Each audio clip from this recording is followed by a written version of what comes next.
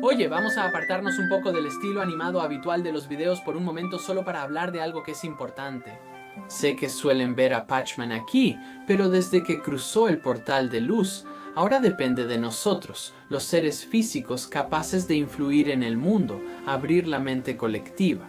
Ahora, aunque el mundo científico convencional quiere hacernos creer que el ateísmo está en aumento y que las religiones principales están disminuyendo, la verdad es que solo alrededor del 2%, tal vez 3% de la población mundial realmente se clasifica como atea, y alrededor del 13 o 14% se considera no religiosa, mientras que las tres grandes ocupan más de la mitad de la población mundial, es decir, el Islam, el cristianismo y el judaísmo. La diversidad espiritual es ahora muy importante para mí. Es algo en lo que pienso todo el tiempo, y siempre me pregunto por qué la gente cree en lo que cree.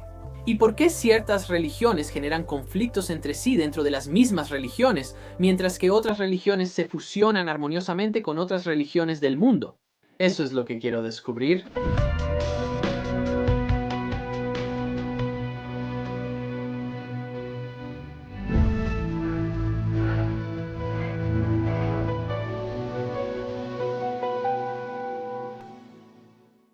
Mientras más investigo, más cuestiono y observo todas las religiones del mundo, más empiezo a darme cuenta de que hay elementos muy comunes que parecen estar presentes en todas ellas. Por ejemplo, el animismo es uno de los sistemas de creencias más antiguos, con casi 2 millones de años de antigüedad. Eso precede cualquier forma de religión organizada a favor de una espiritualidad universal que observa todo como parte de un todo unificado. La palabra animismo se deriva del latín anima, que significa aliento o alma. El animismo en sí no es una religión, sino uno de los sistemas de creencias más antiguos del planeta, con orígenes que se remontan hasta la era paleolítica. El animismo es anterior a cualquier forma de religión organizada y se dice que describe el hilo fundamental más común de la espiritualidad y las perspectivas sobrenaturales en el mundo.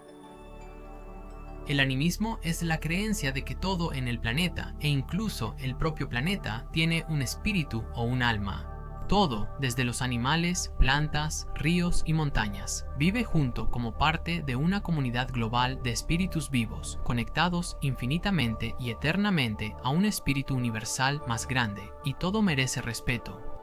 Para los pueblos indígenas y tribales de la Tierra, la perspectiva animista es tan fundamental que la mayoría de los pueblos indígenas animistas ni siquiera tienen una palabra en su idioma que corresponda a animismo. Para ellos, simplemente es parte de la vida cotidiana. En el animismo, un espíritu suele ser miembro de una comunidad de múltiples especies, incluyendo, por ejemplo, espíritus de las rocas, espíritus de los árboles o el espíritu del búfalo. Quienes siguen una práctica animista suelen afirmar que conocen personalmente el espíritu de al menos algunas rocas, animales o plantas, porque dan y reciben regalos, mantienen conversaciones o actúan hacia otros de manera intencional. En muchas culturas, los árboles eran considerados deidades maternas o espíritus del bosque que debían ser respetados incluso cuando sus vidas eran sacrificadas para el uso humano. Por ejemplo, los leñadores paganos nunca talaban un árbol sin antes pedir perdón. Hoy en día, la idea de los espíritus femeninos de los árboles sigue viva en los mitos y el folclore, como las dríades, las ninfas griegas que habitan los bosques. Los humanos también somos espíritus porque actuamos igual. Respetar a otros espíritus no implica que deban agradarte, sino reconocer sus derechos e intereses. En el animismo, se cree que los espíritus de hecho pueden ser eliminados, pero solo puede suceder cuando es necesario y siempre con mucha compasión.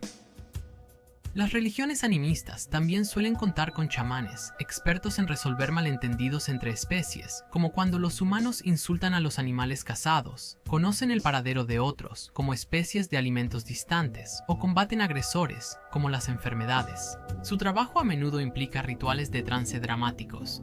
Generalmente, el animismo se expresa en simples ofrendas, como cuando los nativos americanos ofrecían tabaco o salvia a otras tribus o seres sagrados.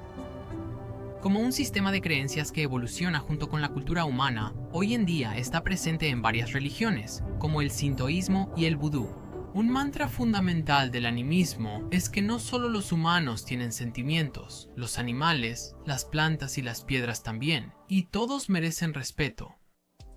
Esta comprensión ahora nos resulta interesante. Con los avances en física cuántica, campo fuente, ciencias noéticas y el Instituto de Matemáticas del Corazón, empezamos a ver el mismo sistema de creencias presentado de forma más lógica y científica, que todo es parte de este gran, infinito y unificado todo de energía en movimiento que hasta ahora no sabemos cómo entender. Es casi como si estos seres antiguos tuvieran exactamente la misma comprensión y la experimentaran a través del proceso de vivir la vida, en lugar de la forma en que la estamos experimentando hoy, que es a través de la tecnología. Al avanzar nos adentramos en esta comprensión antigua. Al observar estos sistemas de creencias antiguos, realmente empezamos a comprender lo que estos antiguos sabían y entendían, y cómo podríamos reintegrar esa ideología en nuestras vidas, pero con una comprensión científica más completa sobre con qué estamos interactuando. ¿Qué es el campo fuente? ¿Qué es la mente de Dios? Y a medida que seguimos observando la evolución de la cultura a lo largo de la historia, empezamos a ver que comienzan a suceder cosas muy interesantes. La evolución de nuevas culturas dentro de las ya existentes. Tomemos la India, por ejemplo. Si miras atrás, una de las creencias más antiguas del mundo era el hinduismo. Y en el hinduismo, la comprensión básicamente describe todo en el universo a través de la simbología, pero funcionando como un enorme mecanismo de relojería, como algo gigante, infinito, en movimiento, muy sistematizado y que también es orgánico. Tienen ideas de filosofías y conceptos que continuamente se fusionan con otros dioses. Y estos dioses representaban diferentes aspectos tanto de la conciencia humana como del universo que nos rodea.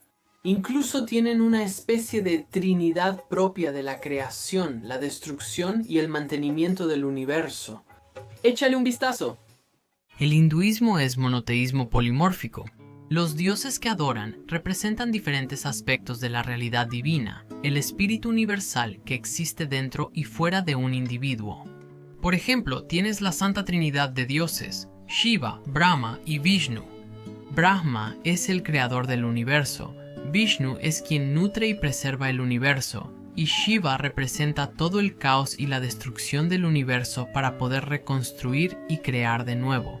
Existen numerosos niveles y fractales en la jerarquía de la creación, cada uno parte de un todo mayor que se manifiesta de formas distintas y une diversas tradiciones, generando nuevas matrices de devoción. Una persona hindú adora a uno o varios dioses según su crianza, comunidad o elección personal. En esta fe se cree que estamos siendo continuamente reencarnados, vida tras vida. El karma y el valor de nuestras acciones pasadas determinan nuestro destino. El objetivo espiritual es terminar el renacimiento y unirse con Dios. Esto se alcanza mediante el camino del conocimiento y la devoción.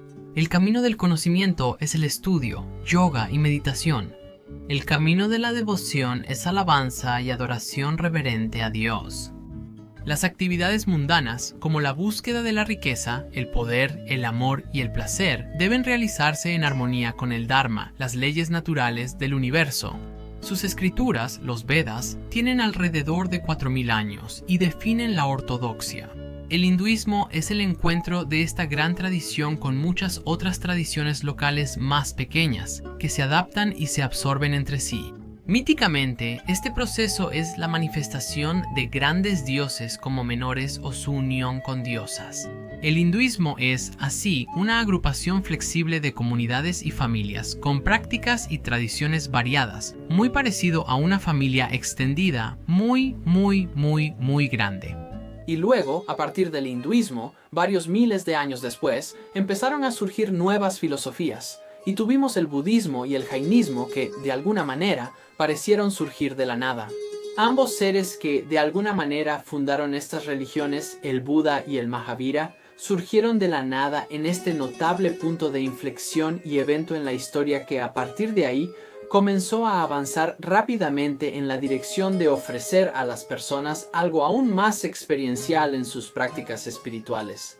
Mientras que el hinduismo era más una comprensión filosófica y científica antigua del universo a través de la simbología, los caminos budista y jainista ampliaron eso y dieron a las personas una experiencia mucho más profunda para seguir con el fin de alcanzar la iluminación.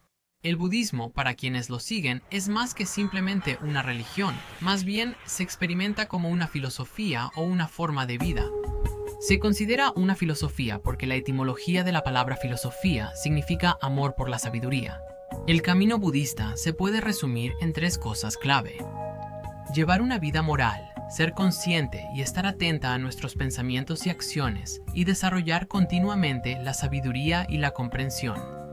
El propio Buda fue un hombre santo renunciante llamado Siddhartha Gautama, quien nació en una familia real de Nepal en el año 563 a.C., pero que se apartó de la religión india dominante y de la riqueza de su familia para buscar las claves de la felicidad.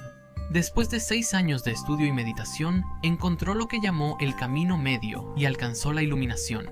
Luego pasó el resto de su vida enseñando los principios del budismo, llamados el Dhamma o la verdad, hasta que murió a los 80 años. El propósito, como él lo describió, era el nirvana o el fin del sufrimiento humano.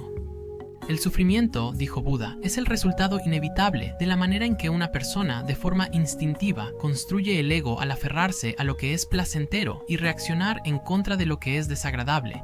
Al comprender la naturaleza impermanente de la experiencia y la muerte, uno toma conciencia de que nuestra verdadera identidad está más allá de lo que pensamos sobre nosotros mismos. Buda es especialmente conocido por enseñar las 4 nobles verdades. Estas son las siguientes. La primera noble verdad es que la vida trae sufrimiento, lo que significa que la vida incluye dolor, envejecer, enfermedades y, en última instancia, la muerte. También soportamos sufrimiento psicológico como la soledad, la frustración, el miedo, la vergüenza, la decepción y la ira. La segunda noble verdad dice que el sufrimiento surge del deseo y la aversión. Sufriremos si esperamos que los demás se ajusten a nuestras expectativas, y obtener lo que quieres no siempre garantiza la felicidad. La tercera noble verdad es que el sufrimiento puede superarse y la felicidad puede alcanzarse si estamos dispuestas a renunciar a los deseos inútiles y aprender a vivir un día a la vez. Esto nos llevará al nirvana. La cuarta noble verdad dice que el noble óctuple sendero lleva al fin del sufrimiento. El noble óctuple sendero es el camino de la moralidad, enfocado en la mente de estar plenamente consciente y desarrollar sabiduría al comprender las 4 nobles verdades y cultivar la compasión por los demás. A través del cultivo espiritual y la práctica, alcanzaremos el nirvana al extinguir los 3 fuegos oscuros de la avaricia, el odio y la ilusión, provocando un cambio completo dentro de una persona, pasando del egoísmo neurótico a un estado de paz dichosa y la libertad desinteresada de ser naturalmente amorosa con los demás. El jainismo proviene de la palabra yina, que significa conquistador, y surgió en la India entre los siglos 7 y V a.C. en la cuenca del Ganges, en el este de la India.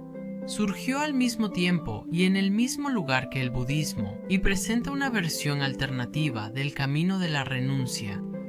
Los jainistas creen que realmente no tienen un fundador histórico. Sin embargo, si lo tuvieran, sería la imagen de Mahavira.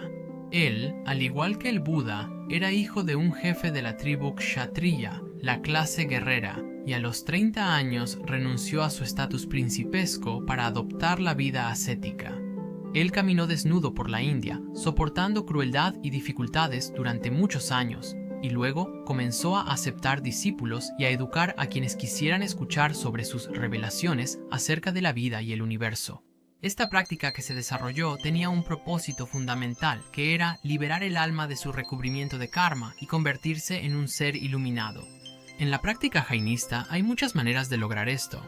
Sin embargo, el método por el cual la fe jainista se ha dado a conocer en el mundo es a través de la práctica de la no violencia. De hecho, los jainistas probablemente sean las personas más pacíficas del mundo.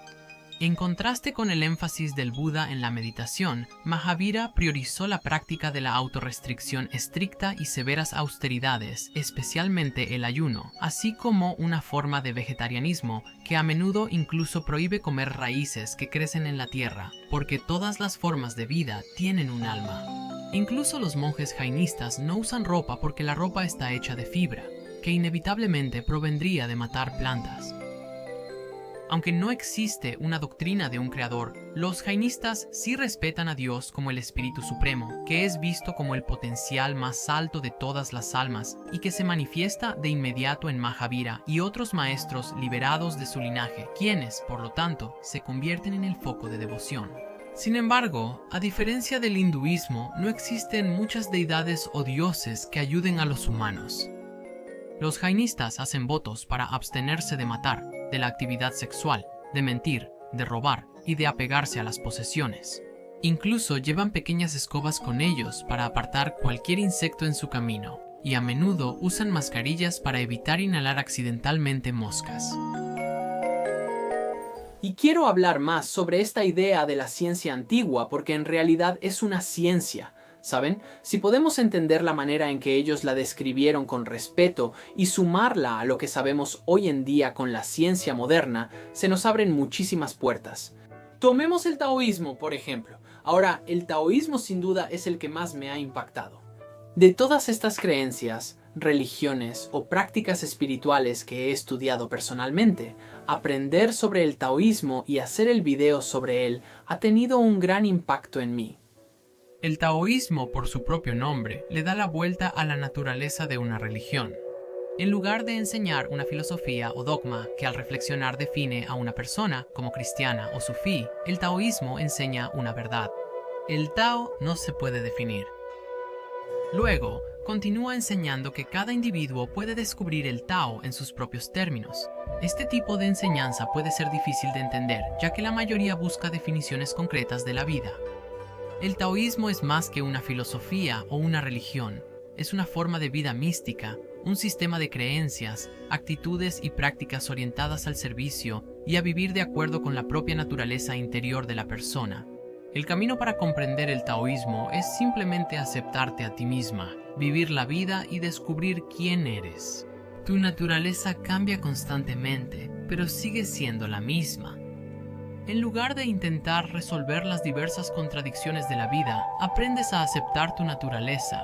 El Tao, a veces traducido como el camino, se refiere a una fuerza o principio omnipresente pero esquivo que está en el corazón de todo. El taoísmo filosófico, entonces, es una especie de misticismo comprometido que busca sintonizarse con esta ley natural. Sus enseñanzas principales se encuentran en el Tao Te Ching de Lao Tse, que está compuesto por una serie de poemas que pueden considerarse una obra de filosofía, instrucciones sobre cómo gobernar, un manual para lograr una vida equilibrada o la reflexión de un sabio sobre la humanidad y el universo. Fue escrito hace más de 2400 años, pero se desconoce mucho sobre sus orígenes. Es un libro escrito de manera muy ligera y si el lector intenta analizarlo demasiado o tomar las cosas demasiado literalmente, se perderán las múltiples intenciones dentro de la poesía. Lao Tse, por ejemplo, dice: haz el no hacer, esfuérzate en no esforzarte. Zhuangzi, otro autor antiguo, pregunta: ¿soy un hombre que una vez soñó ser una mariposa? ¿O soy una mariposa soñando que soy un hombre? El taoísmo popular, además, se refiere a una variedad ecléctica de tradiciones chinas, incluyendo la adoración de deidades locales, la mediumnidad, la adivinación, la astrología, el arte estético del Feng Shui, los yogas energéticos del Tai Chi y el Qigong, y la alquimia. El taoísmo religioso es una combinación sistematizada de estas corrientes filosóficas y prácticas, moldeada por el ejemplo del budismo Mahayana, que implica la creación de un canon literario, el sacerdocio en templos y el orden monástico. El taoísmo promueve la armonía, el equilibrio, la energía y el flujo presentes en la naturaleza. Yin y Yang se refieren a la mutualidad de la dualidad, como en masculino y femenino, oscuridad y luz, calor y frío. Wu Wei, o no hacer, describe la fuerza y la facilidad que se obtienen al no resistirse a las circunstancias presentes, así como el agua encuentra su propio nivel o un árbol desarrolla su propia forma. La apreciación taoísta de la belleza simple, la espontaneidad y el humor críptico da forma a una versión china del budismo llamada Zen. Tanto místico como intensamente práctico, el taoísmo ve el flujo natural del universo y todo lo que hay en él como uno solo con Dios, con el cual cada persona está íntimamente conectada. Literalmente, están describiendo exactamente el problema con el que la ciencia moderna está luchando en nuestros dos modelos científicos del universo. Son la relatividad general y la mecánica cuántica. Y entre estos dos estamos viendo que es como si vieras las partículas o pudieras ver las ondas, y ambos funcionan pero no se aplican al mismo tiempo. Así que el taoísmo trata sobre el yin y el yang, este movimiento perpetuo y la constante igualdad. Estos dos elementos de tu existencia que están interactuando constantemente entre sí. Y de eso, todas las experiencias que tenemos surgen y toman forma en la existencia. Si podemos tomar nuestra comprensión moderna de la ciencia y el universo y nuestra comprensión antigua del Tao, la iluminación, el karma y todos estos conceptos diferentes, en realidad podemos crear paz en la Tierra. Esto en realidad no es difícil de hacer. Solo requiere la observación de que todos están hablando de lo mismo.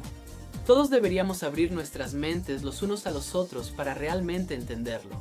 Y realmente entiendo la perspectiva atea porque muchas de las religiones del mundo han causado muchos problemas. Ahora, obviamente estoy hablando de las religiones abrahámicas y de verdad lo siento, no quiero poner a nadie en particular en aprietos, pero solo quiero describir estos conceptos. Verás, cuando observas cualquier religión en el planeta, son estas tres grandes las que terminan peleando y dividiéndose entre sí para crear nuevas ramas de la religión. Pero cuando observas las tradiciones orientales, todo, desde el budismo y el hinduismo y lo que sea, todos parecen entender y respetar las perspectivas de los demás. Y las guerras que ocurren en esas culturas se basan en recursos y en sus luchas por la supervivencia. Mientras que los cristianismos, los islamismos e incluso el judaísmo parecen tener una perspectiva que dice que su ideología es la correcta y la única forma, y así es como debe ser. Todos los demás están equivocados y si alguien me desafía, entonces será condenado a muerte. Es muy interesante, de hecho, si observas el gnosticismo antiguo, realmente empiezas a ver cómo esto ya estaba ocurriendo hace 2000 años. Esto me interesó mucho. Revísalo y dime tu opinión. Pero antes de mostrarte esto, una nota personal para cualquiera que se identifique como cristiano. Solo te pido que abras tu mente y tu corazón y que no lo juzgues como una herejía de inmediato. No tienes que estar de acuerdo con esto. No te estoy diciendo que estés de acuerdo. Simplemente no lo etiquetes como herejía solo porque eso fue lo que nos metió en este lío desde el principio. Antes de que Constantino decretara el catolicismo como religión oficial de Roma en el siglo IV d.C., el imperio tenía gran diversidad espiritual. Ellos adoraban muchos dioses, incluyendo deidades griegas y romanas basadas en conceptos como amor, virtud, justicia, sabiduría, tiempo y cuerpos celestes como planetas, constelaciones y el espíritu de la tierra.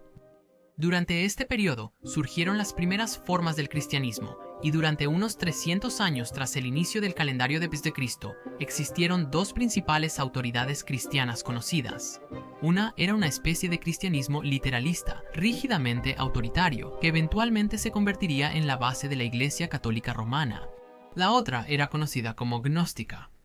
Entre el año 312 después de Cristo y el 325 después de Cristo, el emperador romano Constantino I se convirtió al cristianismo católico y comenzó el proceso de suprimir rígidamente a todos los gnósticos y las religiones paganas hasta que prácticamente desaparecieron de la mente colectiva.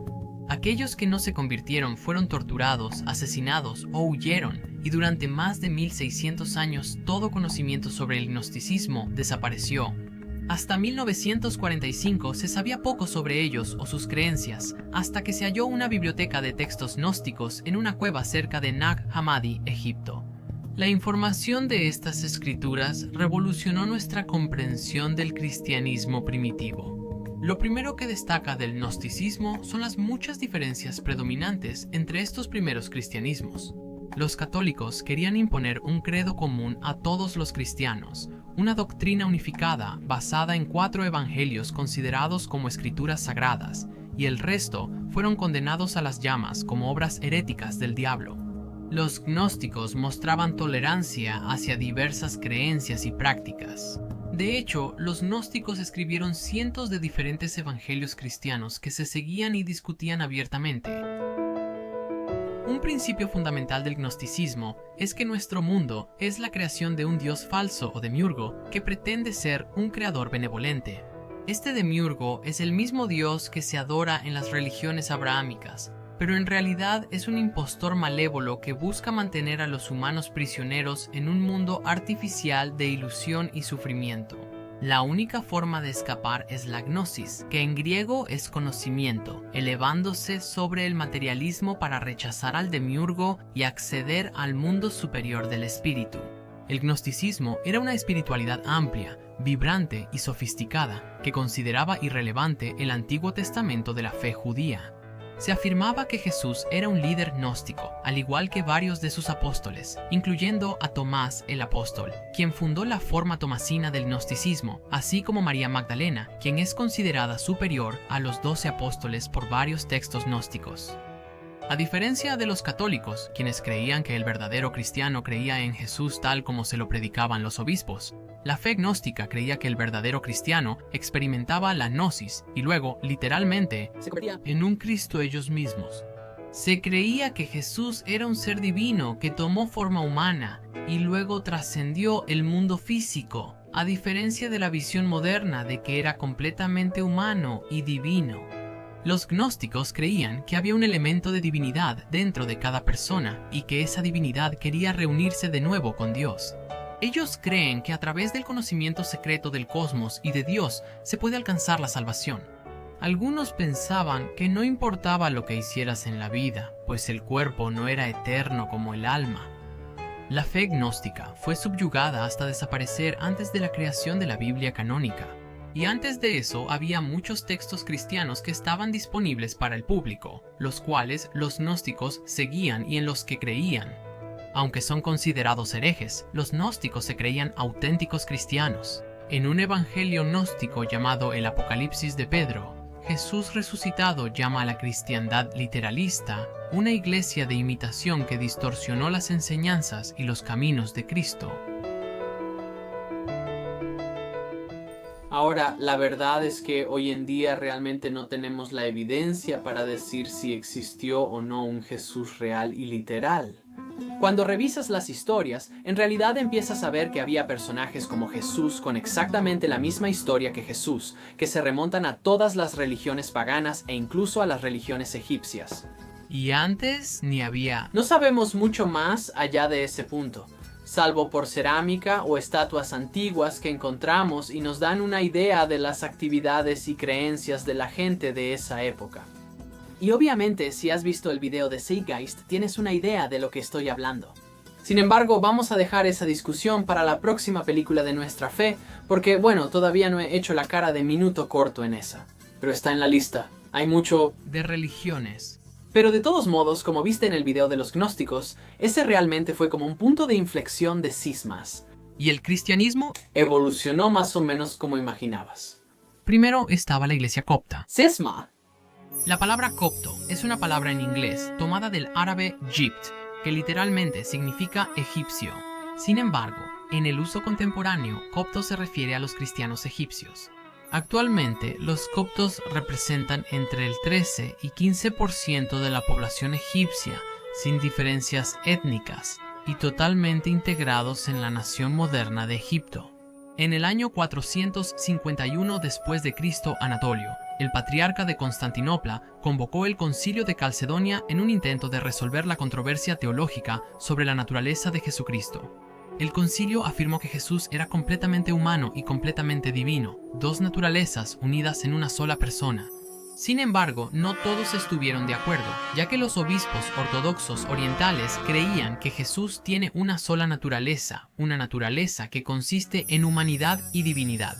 La diferencia puede parecer pequeña, pero esto fue suficiente para provocar el primer gran cisma dentro del cristianismo, y el resultado fue la Iglesia Ortodoxa Copta de Alejandría, la iglesia cristiana más grande de Egipto y el norte de África.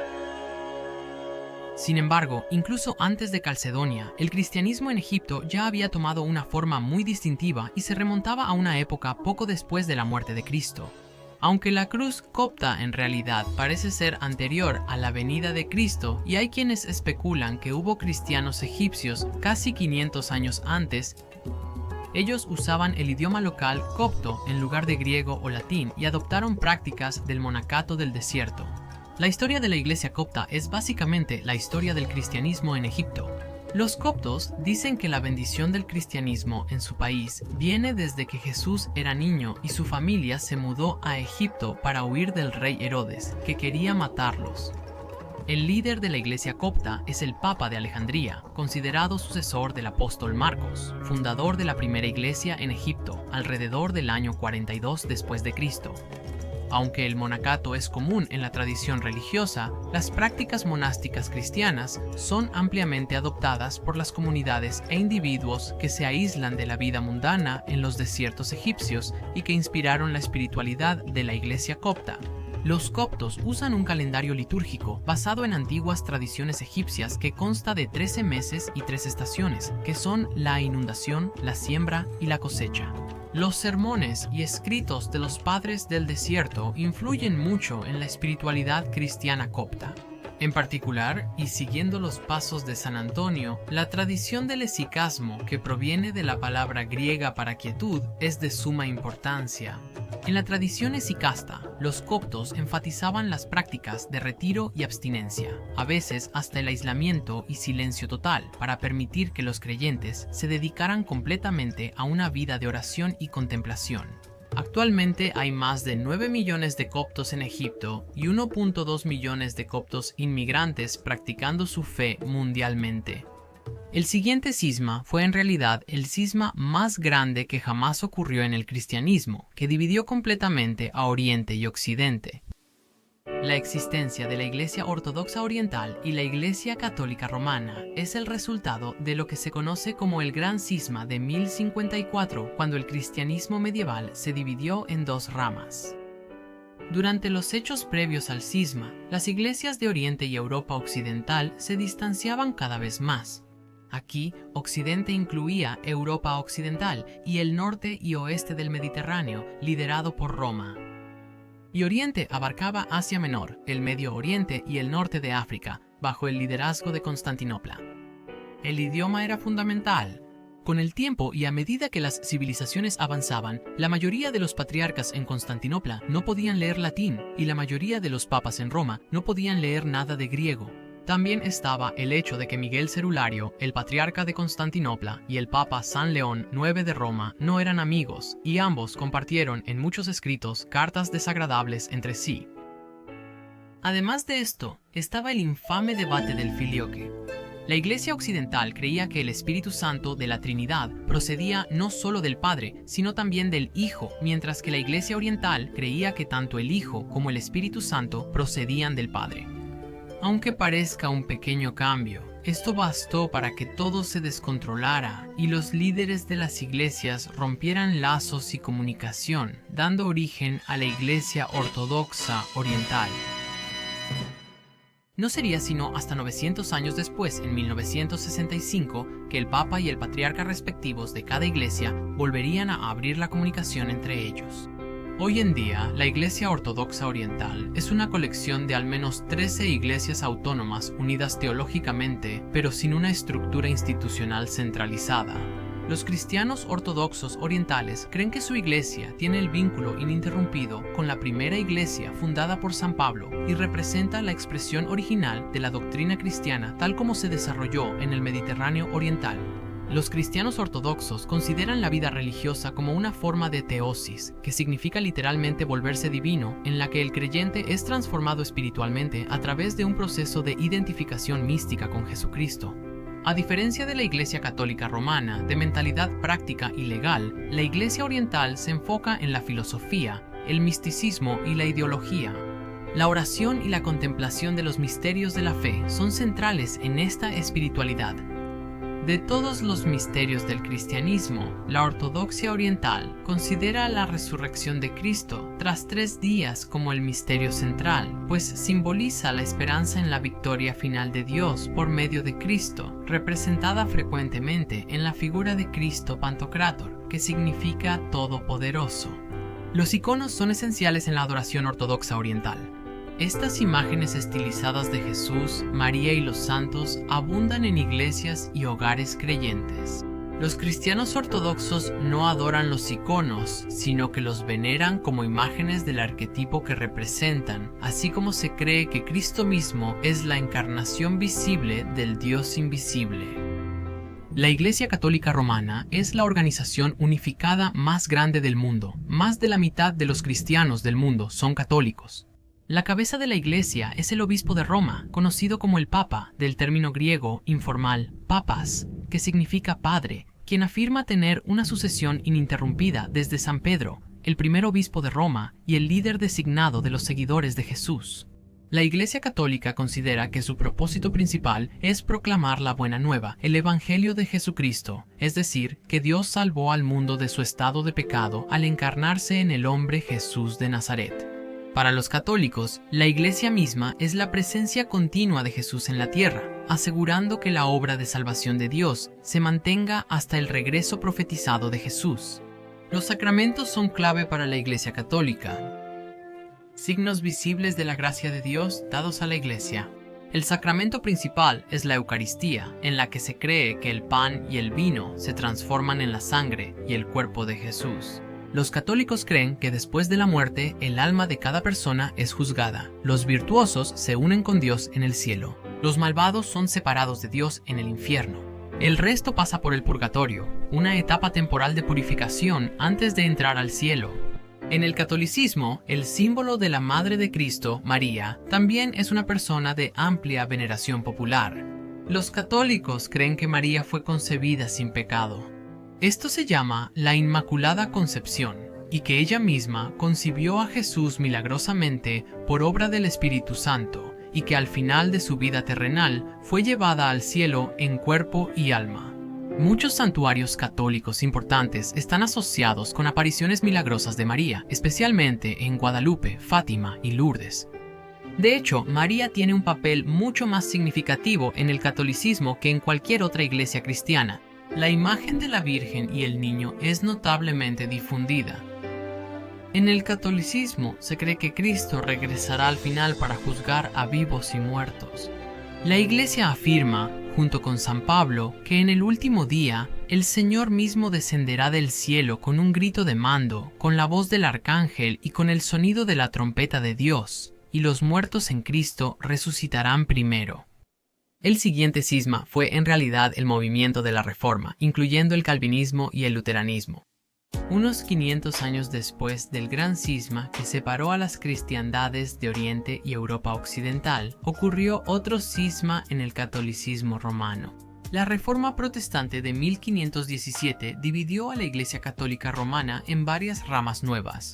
La Iglesia Luterana inició la Reforma de la mano de Martín Lutero, pero fue Juan Calvino quien llevó la Reforma a un nivel completamente nuevo. Juan Calvino fue un pensador protestante francés que desarrolló el cristianismo reformado con una ruptura radical de las antiguas doctrinas y formó una nueva iglesia que no se parecía en nada a la Iglesia Católica de su época. Hoy en día, más de 75 millones de cristianos reformados comparten los principios de su sistema teológico llamado calvinismo. En esencia, el calvinismo enseña la soberanía absoluta de Dios y la depravación total, el pecado original de la humanidad. Según Juan Calvino y los seguidores de su movimiento, los seres humanos no tienen libre albedrío simplemente porque Dios es tan supremo. Todo en la creación ya está predestinado y por lo tanto, todo lo que hacemos también está completamente predestinado. como consecuencia de la caída, que fue la desobediencia de Adán y Eva al mandato de Dios de no comer del árbol del conocimiento, todas las personas están en todos los aspectos esclavizadas al pecado, lo que significa que el pecado se extiende a todas las partes del ser de cada persona, pensamiento, emoción y voluntad. Algunos críticos han sostenido que el calvinismo hace a Dios el autor del mal, a lo que los calvinistas responden que Dios es soberano incluso sobre las fuerzas del mal y que utiliza el mal dentro de su plan eterno para el mundo y la humanidad. Los 5 puntos del calvinismo se describen con el acrónimo Tulipán. Estos representan la depravación total. El corazón del hombre es malo y esclavo del pecado. Elección incondicional. Dios elige a quien quiere, cuando quiere, y no tiene nada que ver contigo como individuo. Expiación limitada. Jesús murió solo por los elegidos y para todos los demás. Bueno, no es nada personal y no hay nada que puedas hacer. Gracia irresistible.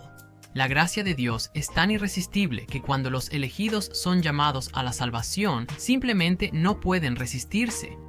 Y finalmente, la preservación de los santos. Una vez salvos, los elegidos están eternamente seguros. No hay nada que puedas hacer para perder su gracia o perder a Cristo, porque está contigo para siempre. El calvinismo también introdujo algo llamado iconoclasia, que fue la eliminación de estatuas y pinturas de las iglesias.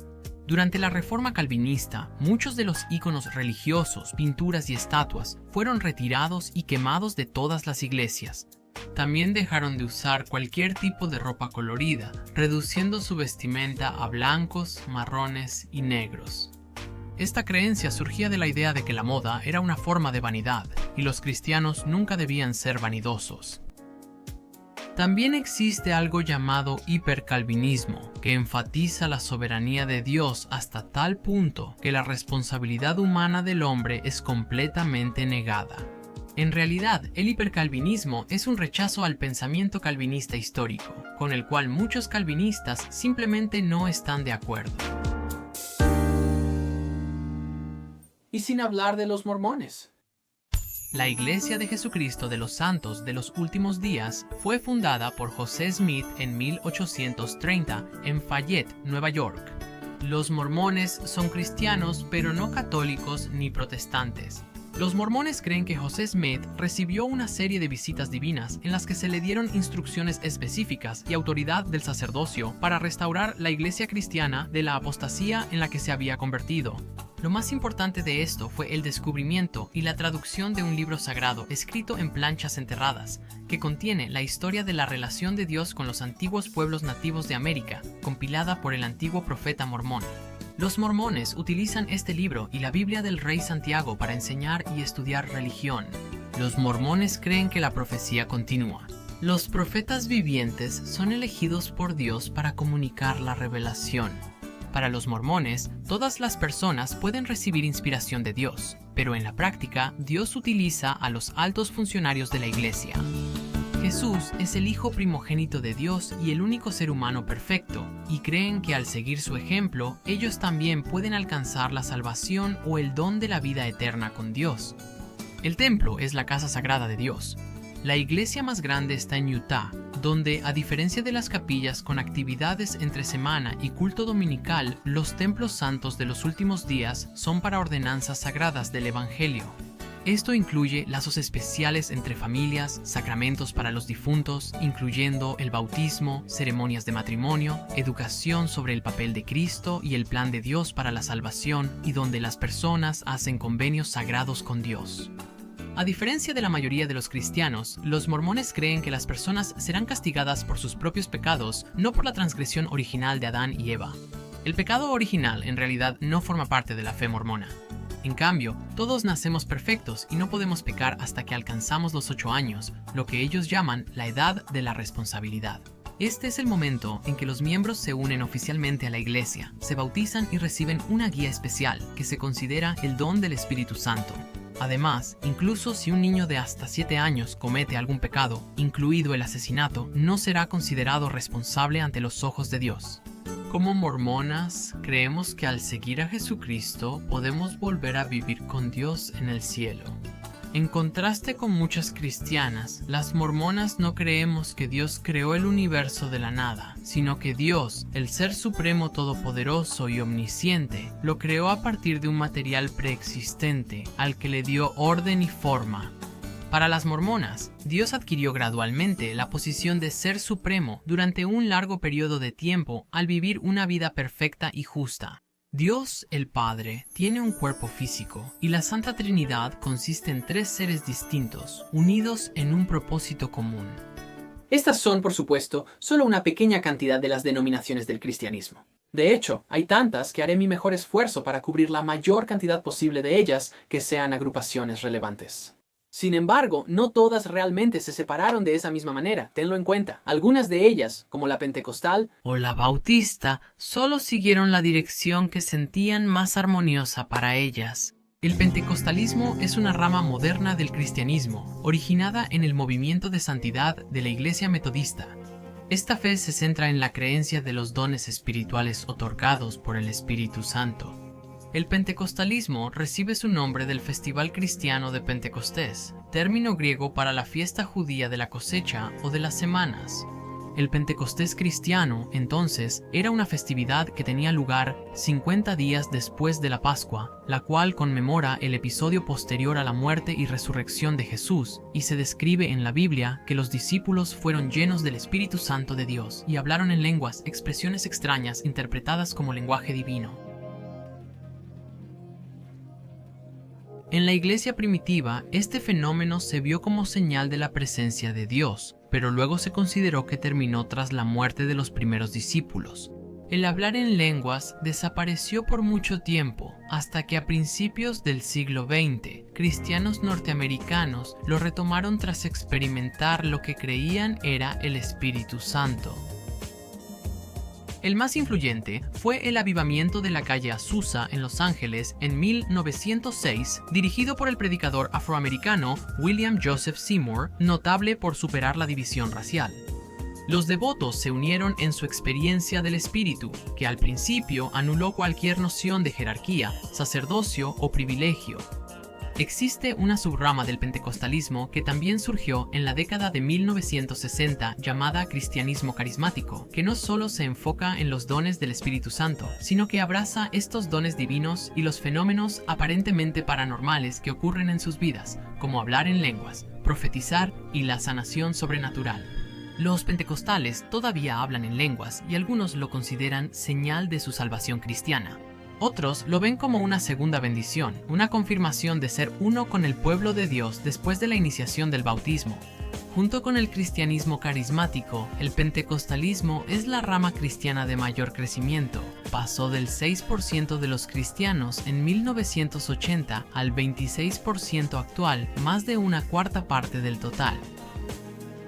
Algunos pentecostales creen en la guerra espiritual, que se refiere a la lucha a la que los cristianos son llamados para combatir los poderes malignos junto con el poder de Dios. Expresión usada para referirse a quienes se creen poseídos, pidiendo a Dios sanar a los enfermos. Esto refleja una dimensión restauracionista. Los pentecostales creen restaurar la iglesia original, cuando los cristianos expulsaban demonios y sanaban enfermos como Jesús.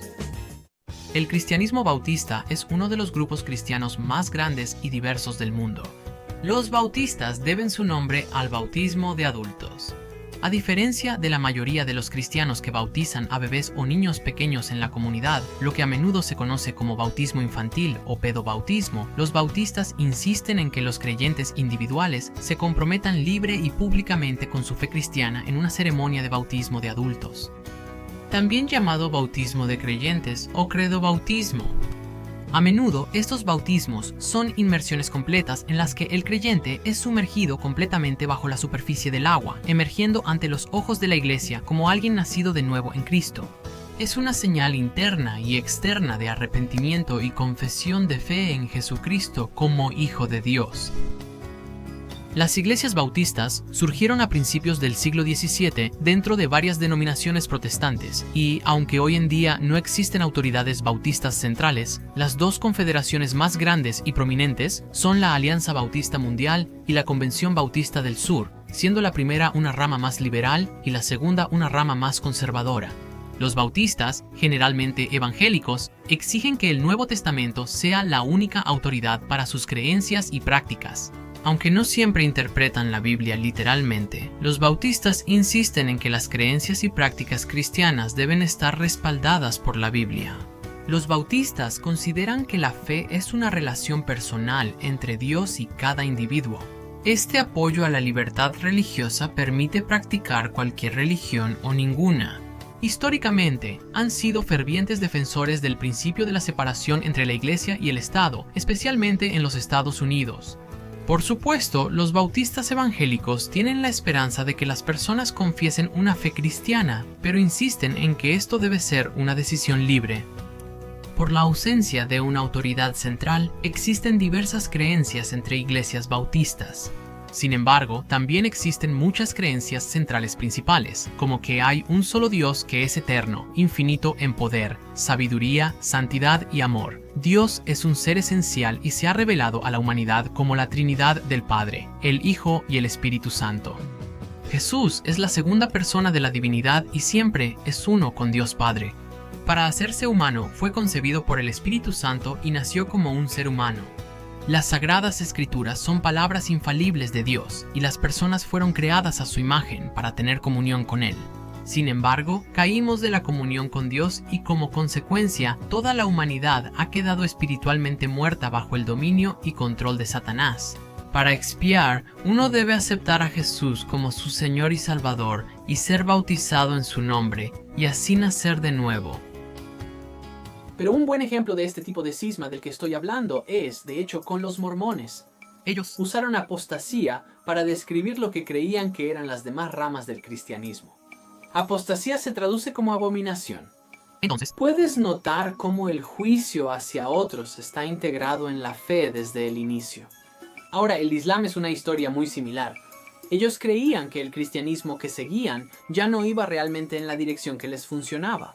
Y así nació una nueva fe, que surgió del cristianismo y el judaísmo, pero que aún seguía exactamente las mismas raíces. Y aún así, incluso en el Islam, hay una gran cisma ocurriendo que está causando mucha animosidad y violencia dentro de sí mismo. Suní es árabe para costumbre o código de comportamiento.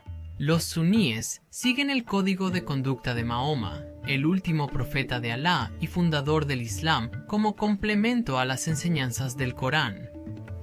Los suníes se definen por su conformidad práctica con la ley islámica, según lo acordado por la comunidad, siguiendo la auténtica práctica del profeta, considerado ejemplo de vida perfecta.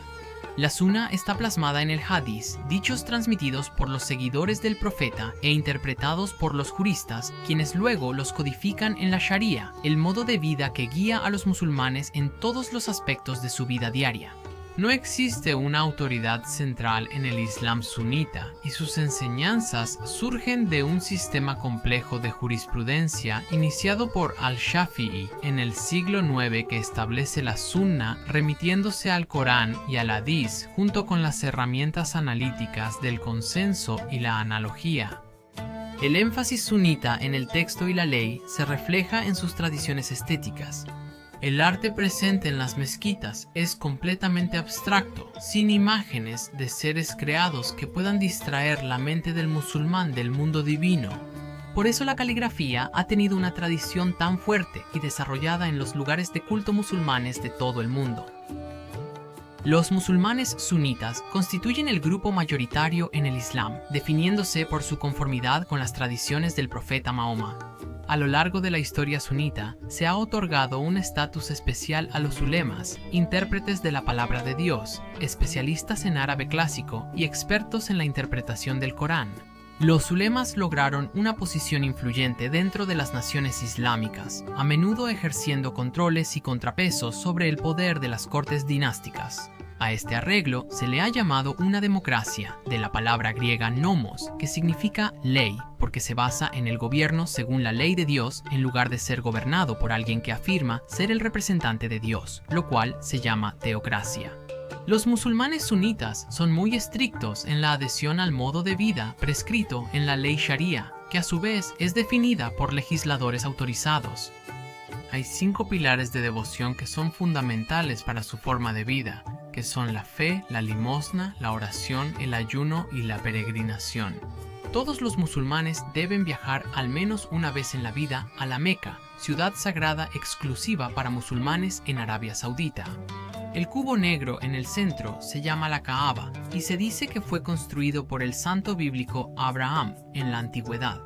Durante sus oraciones diarias llamadas Salat, se espera que los musulmanes se orienten hacia la Kaaba, sin importar en qué parte del mundo se encuentren.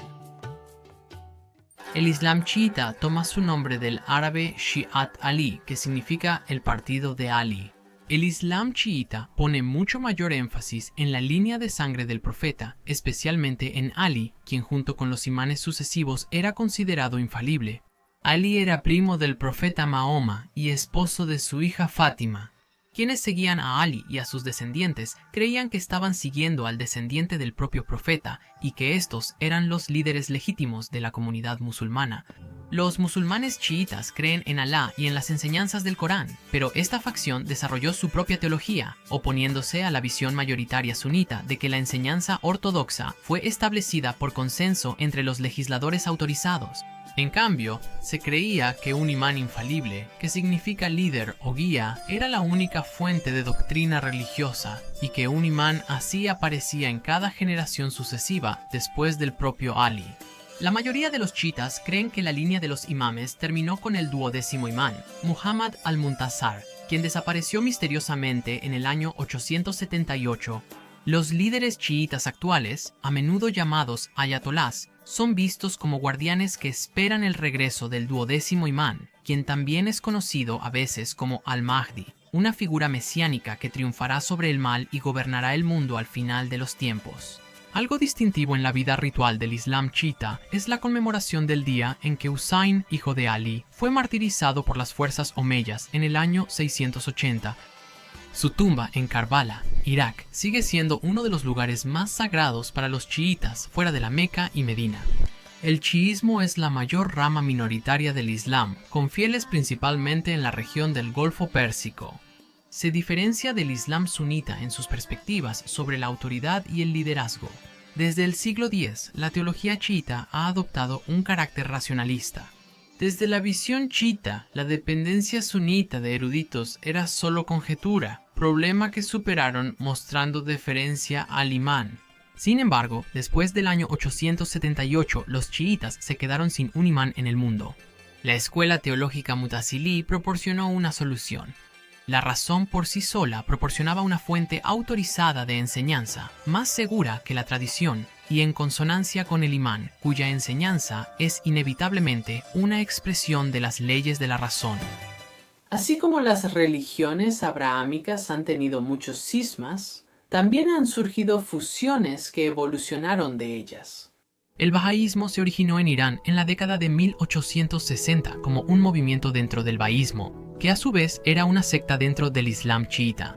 Su fundador, Baha'u'lláh, creía ser un profeta con un nuevo conjunto de revelaciones, concebidas como parte de una larga línea de profetas sucesivos, incluyendo a Abraham y Jesús. El bahaísmo, que inició en el Medio Oriente, llegó a Estados Unidos en 1894, donde la diversidad religiosa favoreció su separación total del chiismo. En cambio, se proclamó a sí mismo como una nueva fe mundial, a la vez sucesora y culminación de todas las religiones del mundo. Expandiéndose desde su ascendencia chiita, el bahaísmo se promueve como una fe global con la unidad religiosa, la paz mundial y la igualdad como sus principios fundamentales. Los escritos bahá'ís describen a un solo Dios, personal, omnisciente, omnipresente y todopoderoso, que es el creador de todas las cosas en el universo. Se considera que la existencia de Dios es eterna, sin principio ni fin. Los bahá'ís se distinguen por mantenerse comprometidos con su misión global, especialmente en el mundo en desarrollo, mientras afirman valores radicalmente inclusivos, como la unidad de la humanidad, la educación universal, la armonía entre la religión y la ciencia, y la igualdad de los sexos. El movimiento también existe sin una jerarquía estricta ni sacerdocio, aunque cuenta con una estructura administrativa racionalizada y considera a Baha'u'lláh y sus escritos como manifestaciones de la divinidad. Los bahá'ís se reúnen a nivel local para orar, leer textos sagrados y compartir alimentos y actividades comunitarias organizadas por asambleas locales elegidas. El bahaísmo se centra en la unidad de todas las religiones, resaltando la celebración de la humanidad y la búsqueda de la paz mundial. La fe bahá'í tiene más de 5 millones de miembros en el mundo. Esta fe es conocida por su sofisticación, ya que muchos seguidores son educados, elocuentes, eclécticos, políticamente liberales y socialmente conservadores. Se espera que los seguidores comprendan tanto sus propias escrituras como las de otras religiones. Por lo tanto, no es raro encontrarse con una bahá'í que sabe más sobre el cristianismo que el cristiano promedio. De forma similar, comparte una corriente con Cao Dai. Basado en conceptos de amor universal, el esfuerzo de Cao Dai es unir a toda la humanidad a través de una visión común del Ser Supremo, sin importar nuestras pequeñas diferencias, con el fin de promover la paz y la comprensión en todo el mundo. Cao Dai no busca un mundo donde todas las religiones sean iguales, sino uno más tolerante donde todos se vean como hermanos de una fuente divina común, alcanzando un destino divino común, logrando la paz interior y exterior. La Cao Dai se fundó en el sur de Vietnam en 1926. Enseña que los fundadores religiosos y otras grandes figuras del pasado representan dos eras anteriores de comunicación divina con el mundo, y que hoy estamos viviendo en la tercera era. En la tercera era de la salvación, las religiones se unen en la adoración del Ser Supremo, y nuevamente hay comunicación con el mundo espiritual. Un funcionario vietnamita recibió la conciencia de la tercera era al ser contactado por el ser infinito Cao Dai en una sesión espiritista. El nombre significa torre sin techo y se refiere al Ser Supremo, Dios o el Espíritu Universal de Unidad. Las creyentes también respetan fuentes esotéricas, como canalizar espíritus o conectar con el Ser Supremo mediante meditación. Por ejemplo, uno de esos espíritus es el del autor francés Victor Hugo, quien se cree que fue uno de los mensajeros del Ser Supremo para el mundo occidental. El clero de esta fe se divide en tres subgrupos que representan el budismo, el confucianismo y el taoísmo, y está organizado siguiendo una estructura tomada del catolicismo romano, aunque actualmente sin un papa. El Ser Supremo está simbolizado como un ojo izquierdo, llamado el ojo celestial o divino, que representa a Dios. Es el ojo izquierdo porque está conectado al hemisferio derecho del cerebro, que a su vez se sincroniza con el universo infinito, aleatorio y creativo. En la pupila de este ojo siempre hay un símbolo de yin-yang. Las personas que siguen esta creencia creen en el karma y buscan mérito a través de prácticas religiosas y servicio a la sociedad para trascender el ciclo de la reencarnación. Cao Dai representa una síntesis modernizadora que comenzó a atraer a los vietnamitas educados que vivían bajo el dominio colonial. Esta perspectiva moderna incluye el énfasis en el contacto con los espíritus, ya que el fenómeno espiritualista occidental ha sido considerado en algunos círculos como científico. En 1943 se estableció un ejército Cao Dai durante la ocupación japonesa de Indochina. Después de la guerra, el Cao Dai fue una fuerza efectiva en la política nacional. El ejército fue disuelto en 1956 por el primer ministro de ese entonces y el Papa Cao Dai fue enviado al exilio. Tras la toma comunista en 1975, la fe Cao Dai fue reprimida y legalizada 10 años después. Hoy en día hay aproximadamente 6 millones de seguidores de la fe.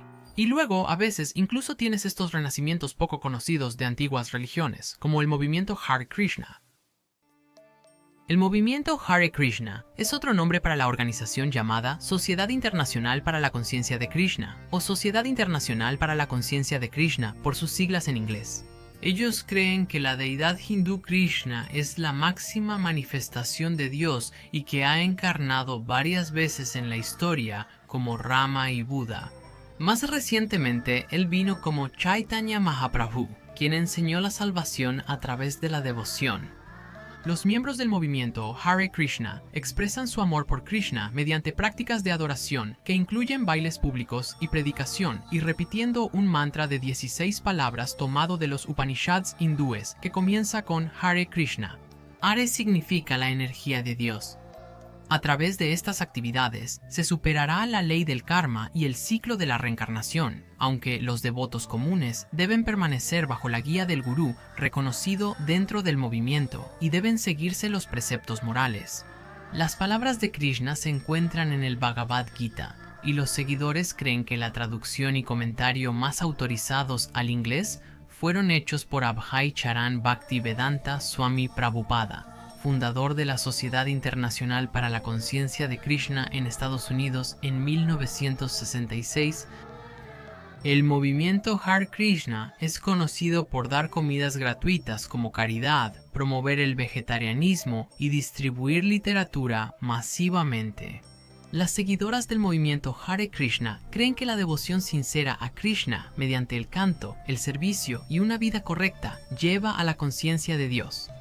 A pesar de sus estrictas normas morales y patriarcado, la Sociedad Internacional atrajo primero a miembros de la contracultura de los años 60 como George Harrison. Tras la muerte de Prabhupada, la organización tuvo escándalos por gurús expulsados por sexo ilícito y consumo de drogas.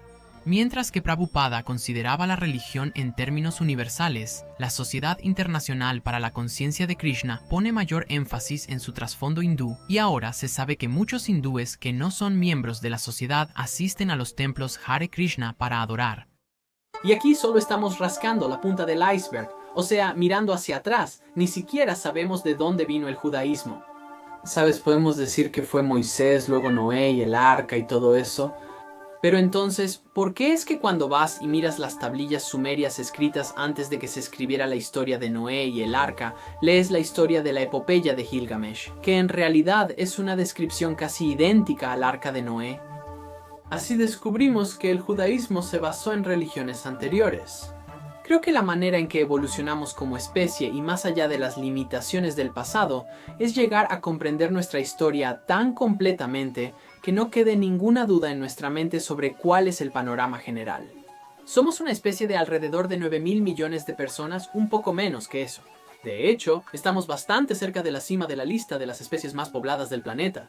Además de bacterias y krill, también estamos lejos de las hormigas. En lo que respecta a los mamíferos, somos sin duda el mamífero más poblado del planeta. Aún así, en comparación con toda la vida del planeta, somos solo una pequeña parte. Si cada uno de nosotros uniera nuestras mentes y corazones para comprendernos y unirnos, probablemente nos volveríamos tan increíbles tan rápido que desapareceríamos en un abrir y cerrar de ojos. Solo podemos imaginar lo que sería posible, ¿no? Pero aún así sigue siendo solo un sueño porque hay mucha sanación que debe hacerse entre todos, mucha unificación y comprensión. Y creo que ese es un proceso que tomará mucho tiempo, pero por supuesto probablemente se acelerará a partir de ahora que tenemos la creación de Internet. La era de Acuario llegará en unos 150 años, así que seguro será divertido. Por supuesto, lo más importante que va a suceder no es solo nuestra conexión con nosotros mismos, sino con toda la naturaleza. Y eso realmente nos lleva a nuestra siguiente fe. Ha habido una religión que ha sido tan demonizada por los medios modernos y también por muchos otros grupos religiosos hoy en día, que ya ni siquiera salen al público. Por supuesto, este grupo del que estoy hablando se llama la Wicca. La Wicca es la rama más conocida de las nuevas religiones paganas, también conocidas como paganismo contemporáneo, moderno o neopaganismo, que es un grupo de nuevos movimientos espirituales influenciados por o que afirman derivar de las diversas creencias paganas históricas de la Europa premoderna. La base principal es que los seres humanos deben vivir en armonía con la naturaleza. Dentro del paganismo moderno existen muchos conjuntos diversos de creencias, prácticas y textos, pero ninguno que sea seguido por todos. Por esta razón, es muy difícil, si no es que imposible, hacer una afirmación que describa lo que creen los paganos modernos. Para este grupo, las prácticas diversas se consideran como denominaciones y, además, no todos los miembros de estas religiones o creencias siquiera se identifican a sí mismos como paganos, wiccanos o como sea. La palabra pagano era un título que los católicos dieron en los primeros días del cristianismo, especialmente en el siglo III después de Cristo, cuando el Estado romano se declaró cristiano y quienes seguían creencias paganas eran asesinados si no se convertían. La palabra pagano significa habitante del campo y se usó intencionalmente como insulto. La corriente más conocida y grande del neopaganismo hoy en día se llama Wicca, que enfatiza la noción de una diosa de la fertilidad y el renacimiento y su consorte masculino, el dios cornudo del bosque, Yin y Yang.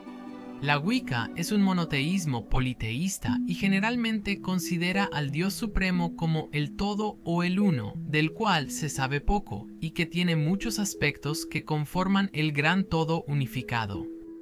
En esta fe, la naturaleza debe respetarse y celebrarse en el ciclo anual y de la vida. Quienes viven en armonía con ella pueden volverse adeptos en el uso de la magia. Fue este grupo quien, después de la Edad Oscura, recuperó el título de bruja que antes se asociaba con el mal y comenzó a practicarlo como una forma de reverencia hacia Dios y la naturaleza. Quienes se consideran brujas a menudo describen que el uso de la magia debe ser únicamente para la sanación y el desarrollo personal, en lugar de para la manipulación externa. En este grupo, la mayoría de las Wiccas se sienten libres de combinar religiones según lo que consideran adecuado. Algunas Wiccas prefieren enfocarse solo en la magia y rituales con fuerzas elementales y espirituales de la naturaleza. El ritual a menudo se representa como una ceremonia demoníaca, cuando en realidad es más bien una forma de arte creativo, como una obra creativa que celebra los ciclos del tiempo junto con la conexión que las practicantes tienen entre sí, en fe y confianza con el alma eterna. Las prácticas Wiccas, especialmente aquellas que involucran desnudez, a menudo son vistas con hostilidad por muchas cristianas, y las Wiccas suelen ser acusadas de practicar el satanismo por las iglesias y los medios de comunicación modernos.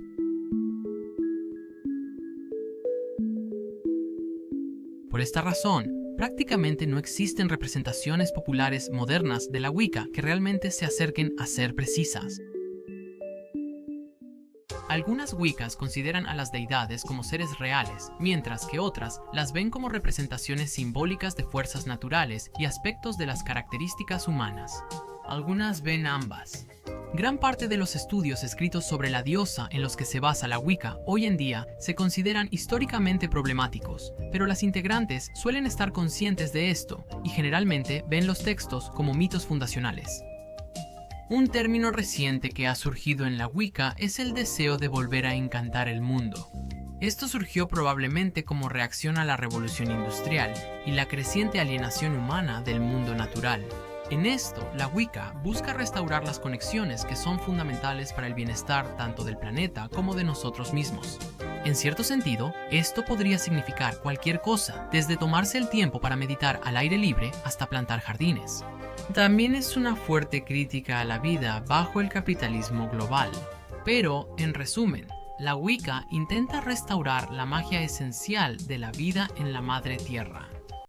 La verdad es que no importa la perspectiva que tengas, un corazón abierto es un corazón abierto.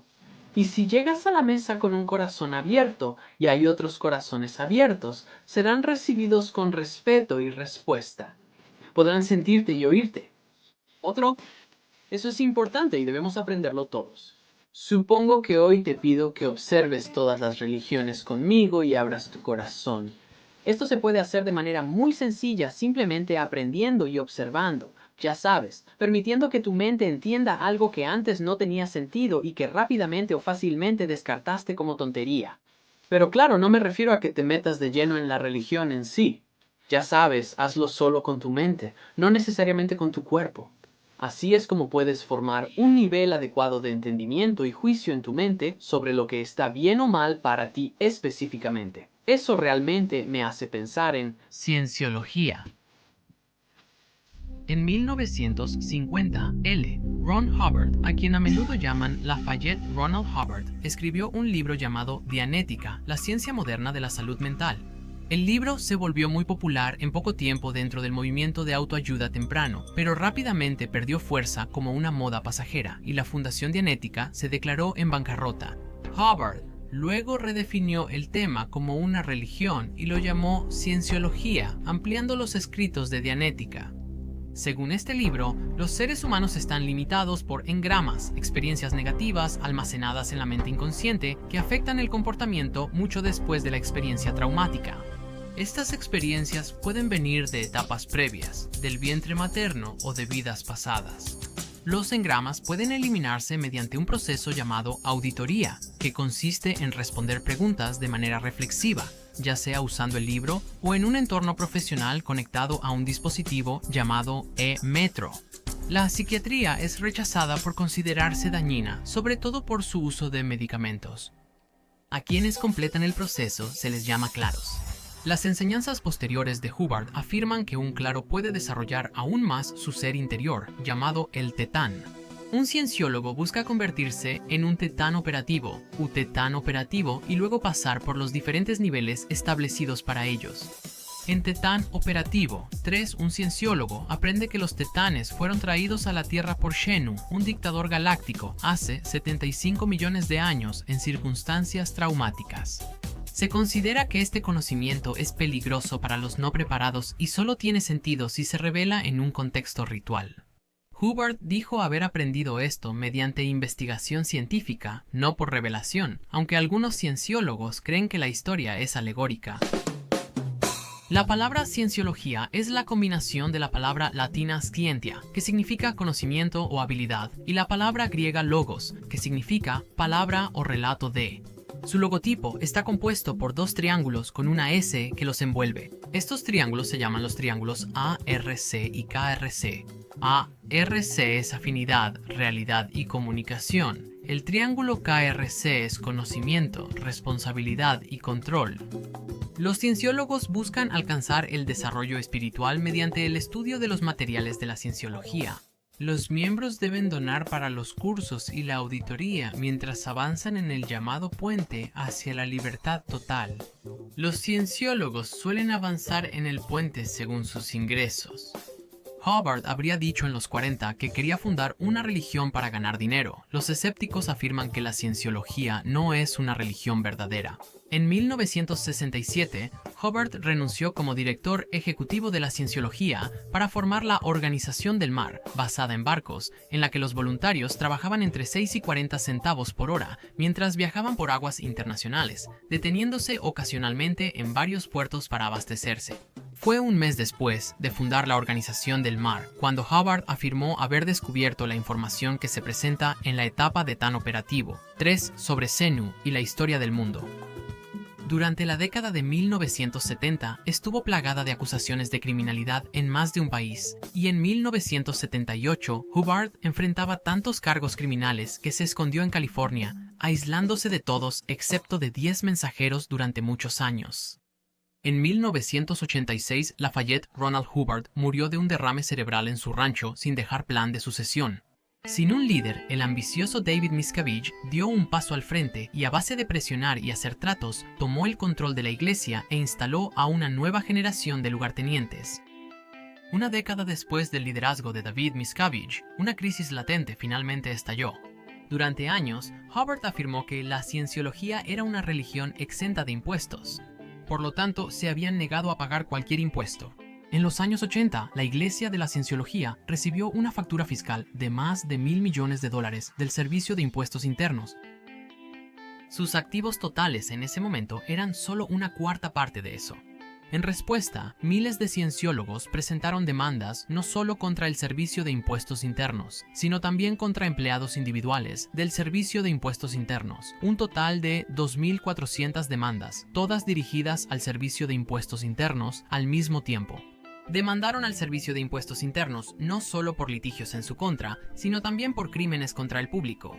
También publicaron estos hallazgos en la revista Freedom, la publicación oficial de la cienciología.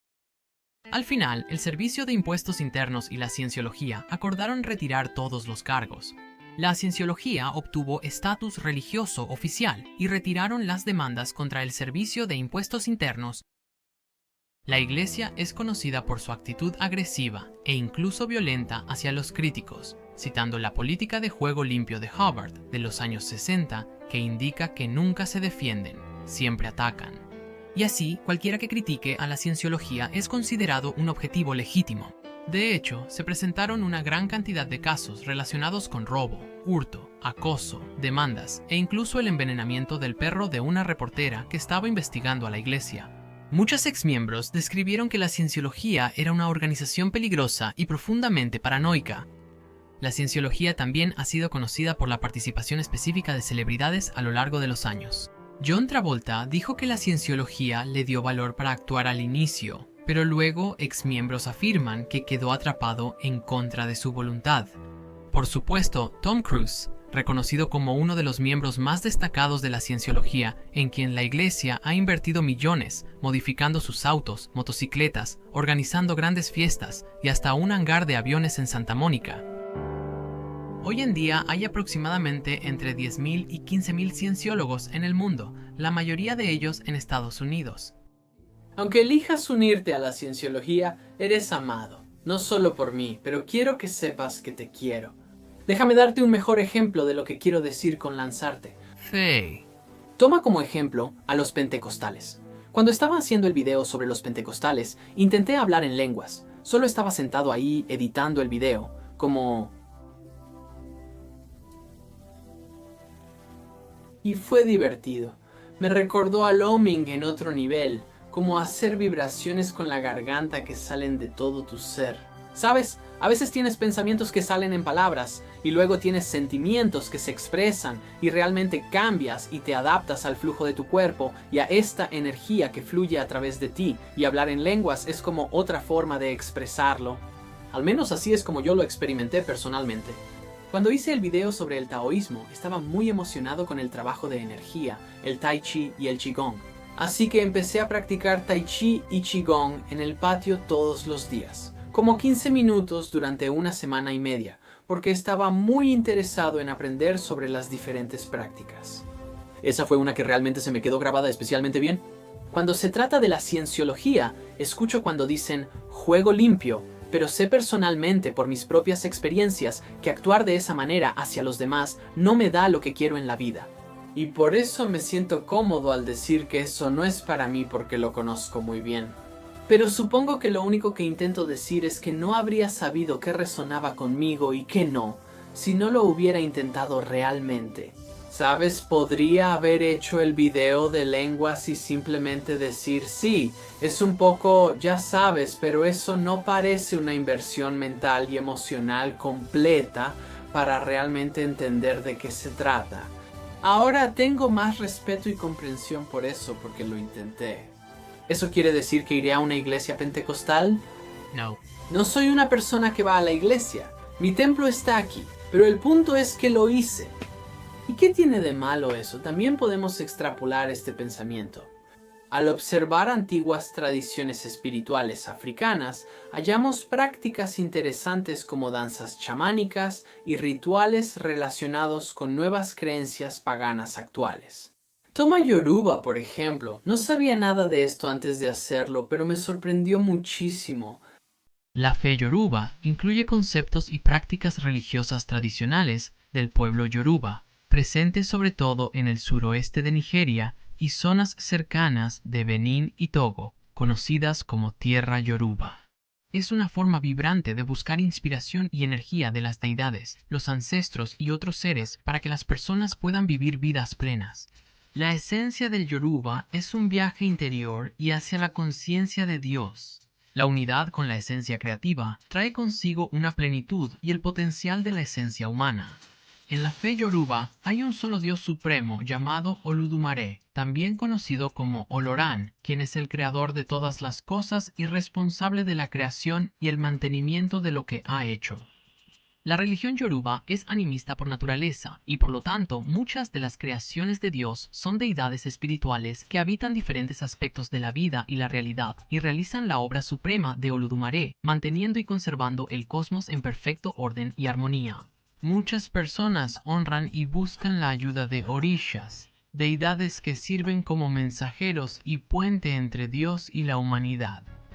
Una energía creativa llamada Ash fluye a través de todas las cosas, y Ash literalmente se traduce como mando y autoridad. También significa así sea o así es. Este es un concepto filosófico africano que los Yoruba conciben para hacer que las cosas sucedan y para producir cambios. Es otorgado por Oludamare a todo: dioses, ancestros, espíritus, humanos, plantas, rocas, ríos e incluso canciones y conversaciones.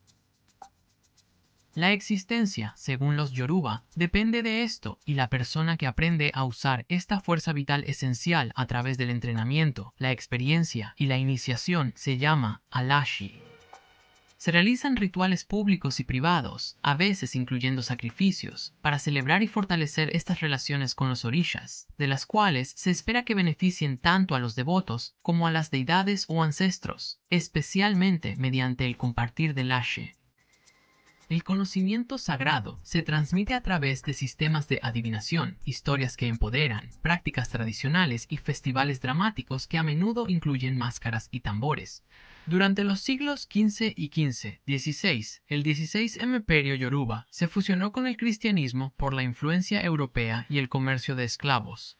Muchas personas combinaron creativamente sus orishas con santos cristianos, y la cultura yoruba se difundió globalmente por los esclavos. La fe tradicional yoruba tiene muchas similitudes con otras religiones africanas, incluyendo la manera en que se ha fusionado creativamente con otras religiones en la diáspora global yoruba. Se manifestó como santería en Puerto Rico, candomblé en Brasil, Shango en Trinidad, vudú en Haití y Lusumi en Cuba, conservando tanto el idioma como las costumbres culturales intactas. La mentalidad africana realmente se remonta al animismo. Es tan unificadora por su comprensión y respeto hacia todos los aspectos y elementos de la realidad.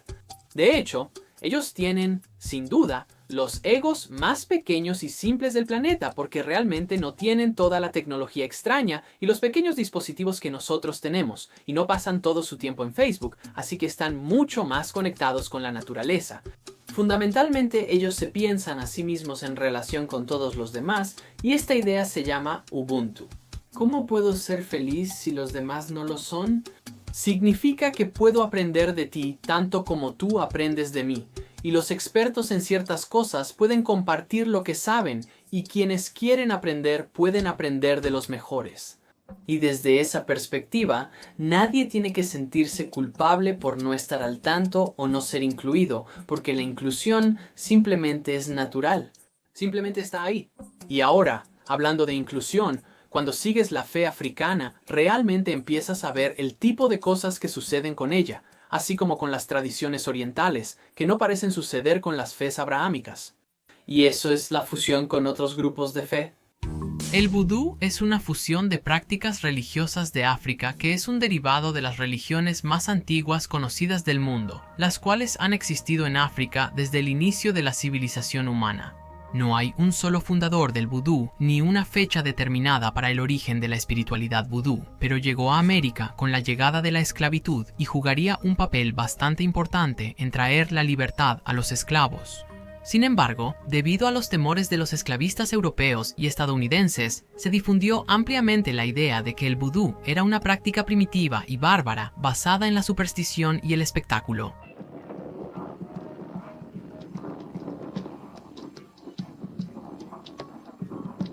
En un intento de suprimir y distorsionar una religión legítima y única, los esclavistas llevaron a los africanos a América, quienes trajeron su religión, y el vudú siguió evolucionando desde entonces. Según las creencias del vudú, y al igual que el sintoísmo, existen miles de espíritus que interactúan con la humanidad.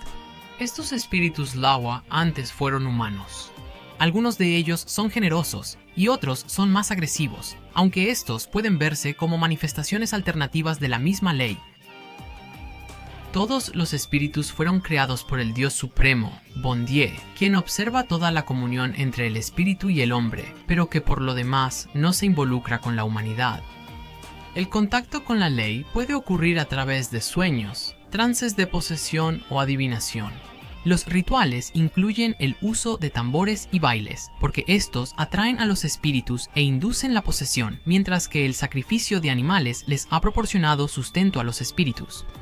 El propósito de los rituales vudú es brindar sanación, ayuda y protección contra fuerzas malignas. El vudú también puede usarse para el mal.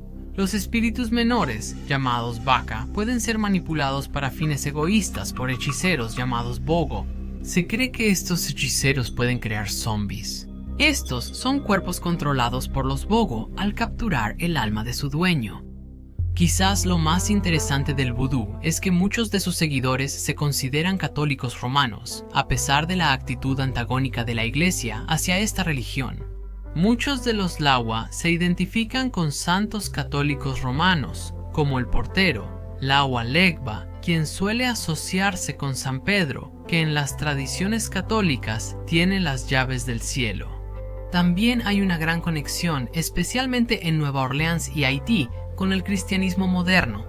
Algunos practicantes del vudú están muy molestos por la forma sensacionalista en que la religión es representada en la cultura popular como una forma de magia negra y por cómo se percibe en el mundo occidental. La mayoría de las personas han oído hablar de algo llamado muñeco vudú, pero estos están mayormente asociados con una magia popular africana llamada hoodoo, que es una mezcla de animismo, espiritismo y una combinación de otras creencias religiosas en África. Aunque en el mundo convencional las muñecas se llaman muñecas vudú, no todos los practicantes de las principales escuelas de vudú las usan. Las películas y los libros de ficción a menudo malinterpretan su uso.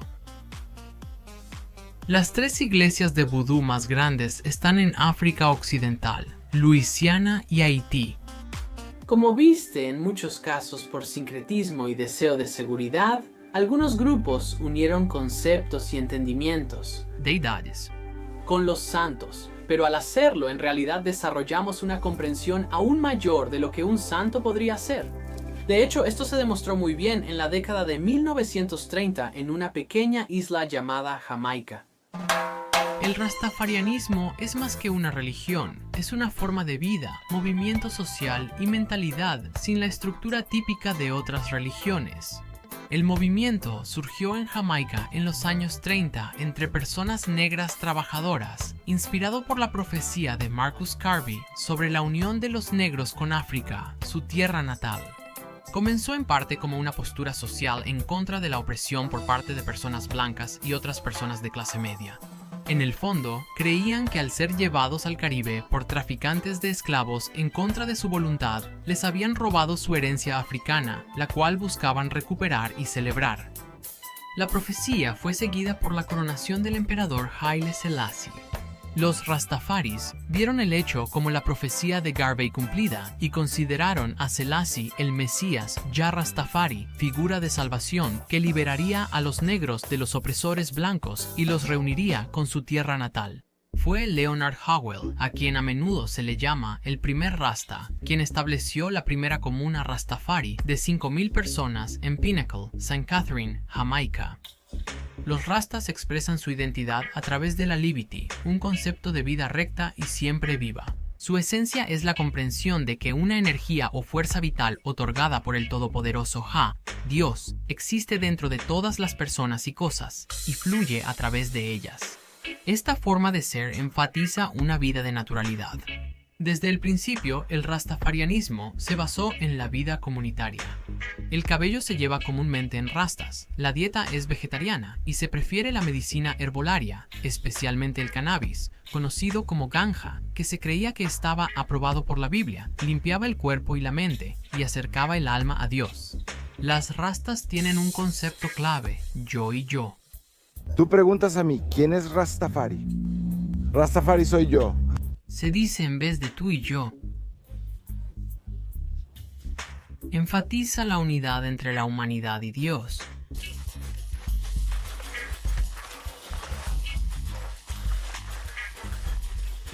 Y la igualdad de todos. Rastafari es sol, luna, estrellas y está donde tú estés. Es nieve, viento, lluvia. Aquí viene Rastafari de nuevo. Rastafari surge de las religiones abrahámicas y la Biblia, sumando textos interpretados según la lucha racial. Así como el antiguo imperio de Babilonia oprimió a los judíos, los sistemas modernos de control blanco y las personas que los seguían eran Babilonia, oprimiendo al pueblo negro elegido, y Etiopía era Sión. También se creó una versión de la Biblia llamada la Santa Pibi, que eliminó las distorsiones deliberadas de la Biblia que se creía que habían sido hechas por líderes blancos durante su traducción al inglés. En 1974, Haile Selassie fue depuesto de su cargo por una revolución marxista y murió misteriosamente al año siguiente. Para muchos rastas se difundió la creencia de que él volvería, y para otros su figura se había vuelto menos central para la fe. La idea del regreso a África hoy en día suele entenderse de manera simbólica en términos de autoexpresión dentro de las principales sociedades blancas. Se enfatiza la liberación personal en lugar de la supremacía negra, y ahora también hay rastafaris blancos. A través de la fe rastafari, la música reggae experimentó su desarrollo fundamental. La obra de Bob Marley, figura clave del rastafarianismo, llevó la cultura y el espíritu del movimiento a una audiencia mundial con sus letras. Hoy en día hay más de 1 millón de rastas en todo el mundo. Muchos viven en comunas, que a menudo funcionan también como un reflejo externo del templo sagrado. El templo es el cuerpo. El Rastafari es intransigente. El Rastafari es el levantamiento del alma. El Rastafari no es un disfraz. El Rastafari es la ley divina. Bueno, esto es sorprendente. El movimiento Rastafari realmente pinta una imagen asombrosa sobre cómo usar la fe contra los sistemas gubernamentales y de control del mundo. Mira, antes hablábamos mucho de protestar contra las religiones mismas, pero esta vez la religión se usó como un mecanismo de protección para crear libertad. Y es realmente desafortunado y difícil que la persecución haya estado tan arraigada y haya sido parte de nuestra cultura en evolución durante tanto tiempo. Fue una gran lucha para los nativos americanos poder usar el peyote en ceremonias en el país de los Estados Unidos después de que el gobierno tomó el control. Y su religión no es más que pacífica. La Iglesia Nativa Americana, o Iglesia Nativa Americana y a veces llamada peyotismo, es una religión pan-nativo americana que es más conocida por el uso del peyote como sacramento. Para los miembros, la propiedad alucinógena del cactus de peyote es una fuente esencial de profunda información espiritual. El consumo religioso de los bulbos del cactus de peyote se originó en la antigüedad remota entre los pueblos indígenas de una gran tierra que hoy se conoce como México. Se expandió al norte desde 1880 primero entre los Kiowa en Oklahoma y en 1918 se fundó oficialmente la Iglesia Nativa Americana, que se volvió una fuente espiritual clave en muchas reservas. Grandes cantidades masticadas o en té provocan visiones intensas que inspiran a líderes y fundadores de la Iglesia Nativa Americana. Las infusiones más suaves aumentan la conciencia y permiten enfocarse en preocupaciones más allá de lo cotidiano. El peyote se consume de manera sacramental, no recreativa, porque se entiende que proviene del corazón del Creador para traer sanación y la motivación que las personas requieren para vivir de forma saludable y moral. La Iglesia Nativa Americana, es el mayor movimiento peyotista. Legalmente incorporada en los Estados Unidos en 1918, surgió de las enseñanzas de profetas como Juan Wilson y Juan Rave, quienes experimentaron el peyote como un sanador y un guía, y quienes promovieron una fusión de prácticas indígenas y cristianas. Los protocolos tradicionales indígenas combinan prácticas locales y de todo el continente para crear variaciones de rituales y atender las necesidades específicas de cada comunidad. La NAC fomenta el respeto por la tierra y por el uso de los productos naturales que provienen de ella. Las ceremonias del peyote suelen realizarse toda la noche, iniciando los sábados por la tarde, y son guiadas por una jefa de peyote. Los servicios incluyen oración, cantos, el consumo de peyote, ritos con agua, contemplación y concluyen con un desayuno de comunión a la mañana siguiente. La forma de vida se llama Camino del Peyote y promueve el amor fraternal, el cuidado de la familia, el autosustento a través del trabajo constante y la abstinencia del alcohol. El peyotismo ha experimentado mucha persecución a lo largo de su historia.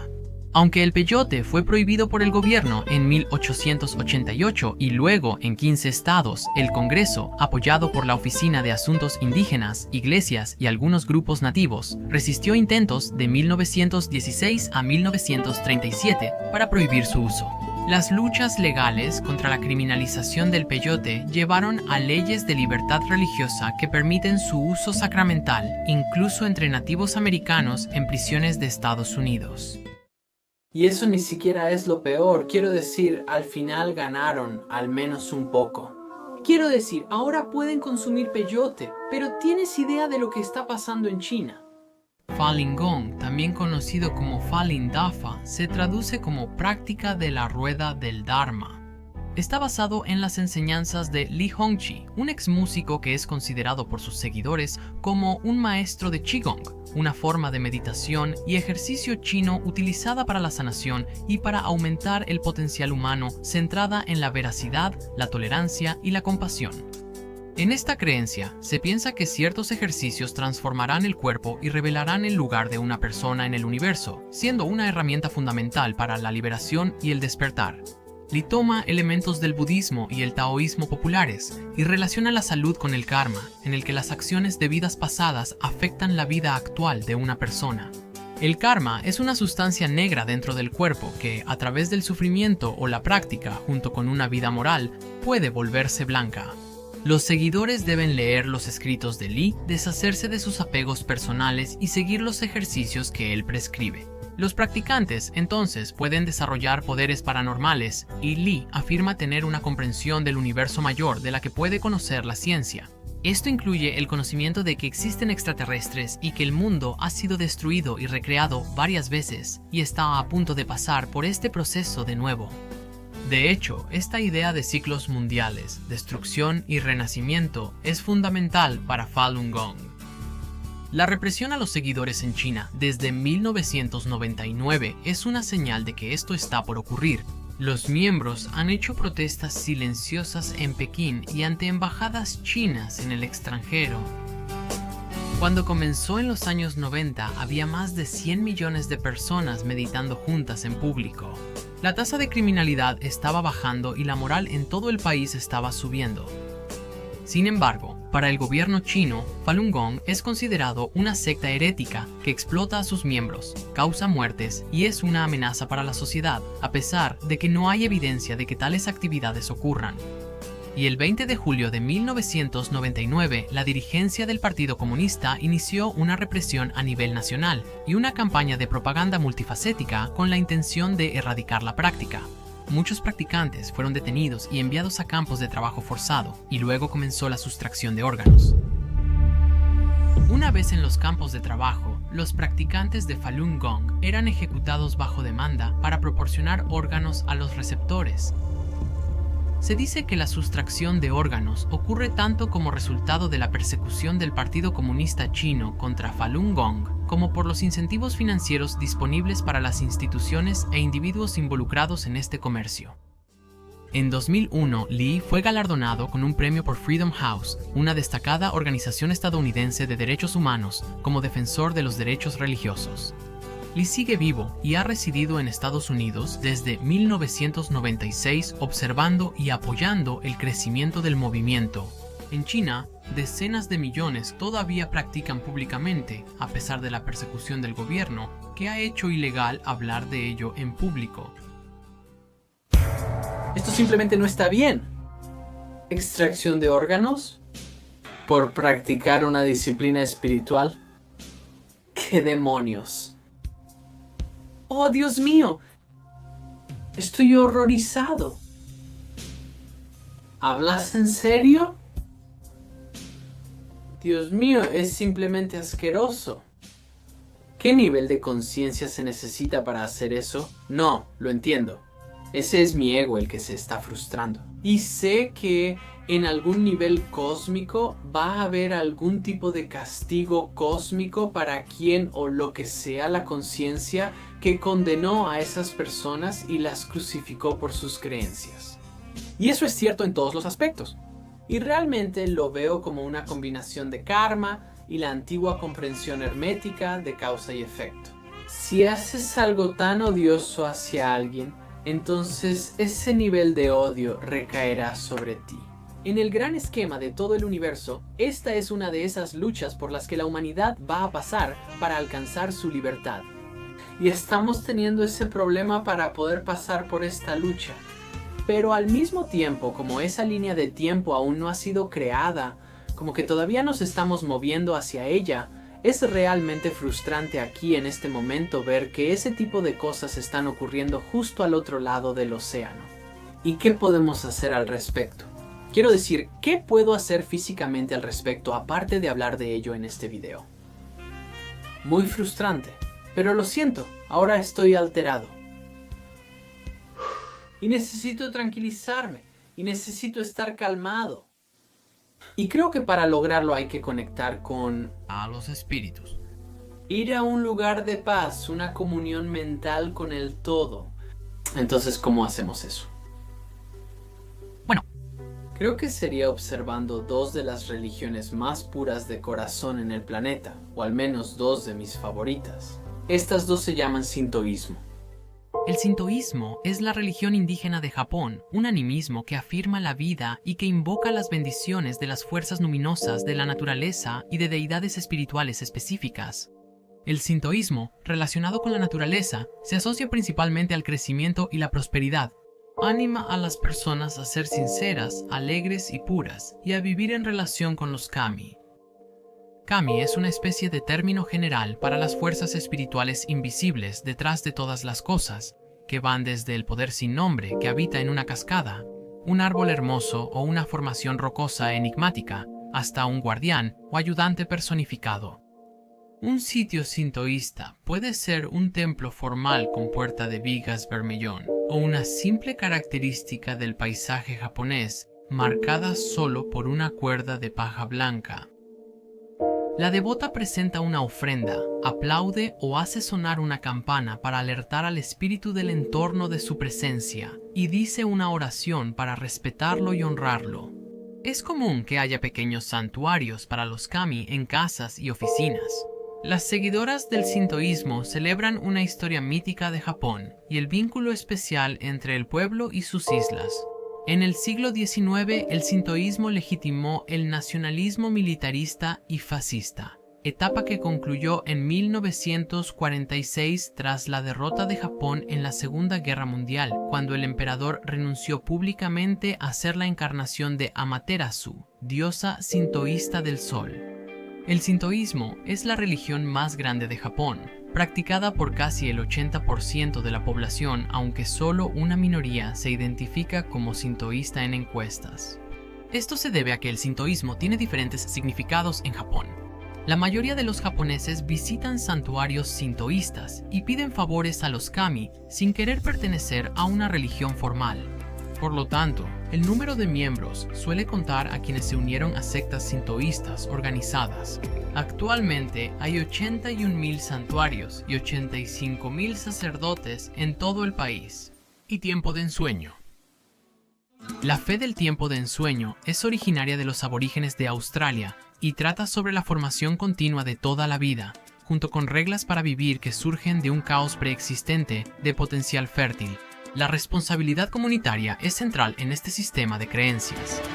El tiempo de ensueño es una mezcla de mito de creación y tradiciones ancestrales con miles de años en Australia. Para ellos, el tiempo de ensueño es la base de la ley y la tradición para los vivos. Moldea lo que es y lo que debería ser. El tiempo de ensueño también es clave en la creación. Antes de la creación, existía un espacio oscuro, infinito y vacío que contenía todas las realidades posibles.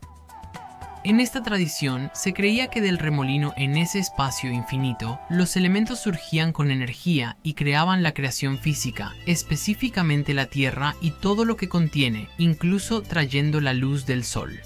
Los elementos de los que surgió esta realidad física eran las formas ancestrales antiguas de todos los seres vivos en la Tierra. Humanos, canguros, abejas, dingos. El nombre aborigen para este lugar ancestral e infinito era llamado el antiguo tiempo del sueño, que hoy se conoce como el soñar. Tras crear el mundo físico, los ancestros espirituales volvieron bajo la tierra recién formada y sus descendientes, humanos, canguros, abejas, dingos y demás seres, empezaron a habitarla siguiendo las reglas y estilos de vida establecidos por sus antecesores.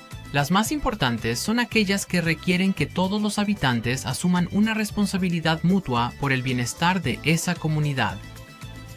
El tiempo del sueño suele describirse como relatos que explican la época de la creación. En realidad, es un resumen complejo de los derechos y responsabilidades para convivir cooperativamente sin sobreconsumo en ciertas regiones. Su arte, desde el arte rupestre y la ornamentación corporal hasta los acrílicos modernos, y su música, desde el didgeridoo funerario hasta fusiones urbanas, ahora es reconocida globalmente. El sueño también tiene influencia en casos legales de derechos sobre la tierra, así como en rituales religiosos de iniciación. Algunos mantras del tiempo del sueño son los siguientes: no somos dueños de la tierra nos posee, la tierra es mi madre, y mi madre es la tierra. La tierra es el punto de partida de donde todo comenzó. Es como tomar un pedazo de tierra y decir, aquí es donde empecé y aquí es a donde iré. La tierra es nuestra comida, cultura, espíritu e identidad. No tenemos límites como cercas, como lo hacen los agricultores. Tenemos conexiones espirituales. Estas dos personas siempre han tocado mi corazón de una manera muy profunda. Son tan simples y elegantes, y como un yin y yang entre sí, en donde uno es esta gran perspectiva cósmica sobre nuestro antiguo ser superior, de nosotros mismos en una conciencia primordial que creó toda la realidad y luego se habitó a sí misma con estos cuerpos. No obviamente de ahí allá. Quiero decir, tienes toda la evolución de todo el universo, pero eso es parte de ello y nosotros somos parte de ello. Es solo esto, es tan magnífico. Y luego, el sintoísmo, por otro lado, es tan pacífico y sereno y conecta con la naturaleza, y ni siquiera se preocupan por seres que se mueven a través de ellos en una danza chamánica. No, ellos simplemente tocan una campana y saludan. Es bueno verte. Gracias por estar aquí. Si puedes, ayúdanos con tus habilidades. Si tienes el amor. Y es simplemente una comunicación con toda la naturaleza y el espíritu de lo que te rodea. El espíritu que se mueve a través de todos nosotros. Tan puro, me encanta, pero solo rezar a los espíritus no cambiará nuestro destino. Tenemos que actuar. ¿Qué podemos hacer para cambiar nuestro destino? Obviamente creo que aprender y la educación son de las cosas más importantes. Tenemos que entendernos unos a otros porque es a través de nuestro reflejo en los demás que vamos a crear las cosas nuevas que nos llevarán a lo que sigue para la humanidad. Y para aquellos que realmente quieren guerra, caos y sufrimiento, bueno, creo que fueron los Yoruba quienes dijeron Ashe, y así es y así sea. Aquellos que quieren guerra crearán guerra, y aquellos que quieren paz crearán paz. Así que si quieres paz, tendrás que convertirte en una coincidencia energética para ella. Si vives en un entorno rodeado de guerra, eres como una gota de agua en una piscina de cloro y va a ser muy difícil provocar un cambio masivo desde ese punto.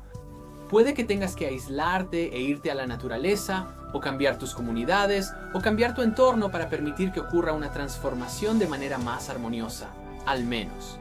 ¿Sabes? Esta idea de Jesús, ya sea que Él lo haya dicho o no, se dice que Cristo vino a traer la espada en lugar de la paz.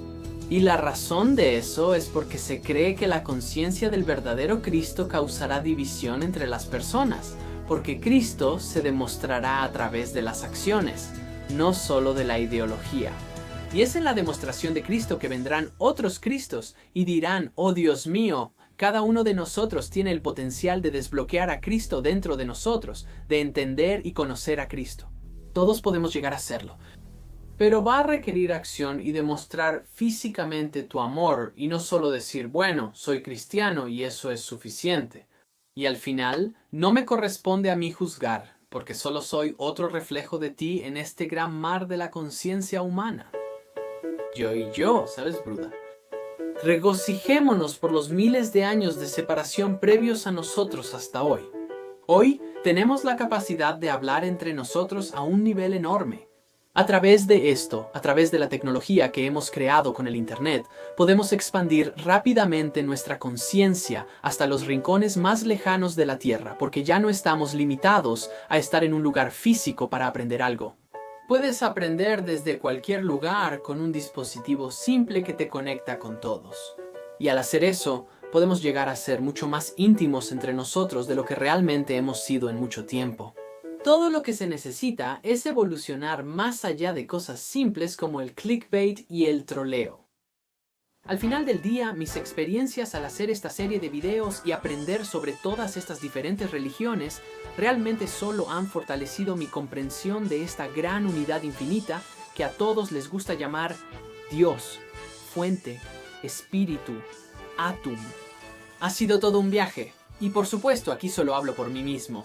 Y espero que para ti esto también haya sido bastante esclarecedor. Hay mucho por aprender y voy a seguir aprendiéndolo. Así que todos los videos que viste hoy son fragmentos individuales de una serie llamada Minute Faith en el canal de YouTube Spirit Science. Puedes suscribirte usando el enlace aquí o en los comentarios si usas un dispositivo móvil. Esta serie seguirá hasta quedarse sin religiones de las que hablar. No te preocupes, Pachman regresará. Así que gracias por tomarte el tiempo de ver esto y espero que tengas un maravilloso, maravilloso resto de tu día. Semana, mes, año y eternidad.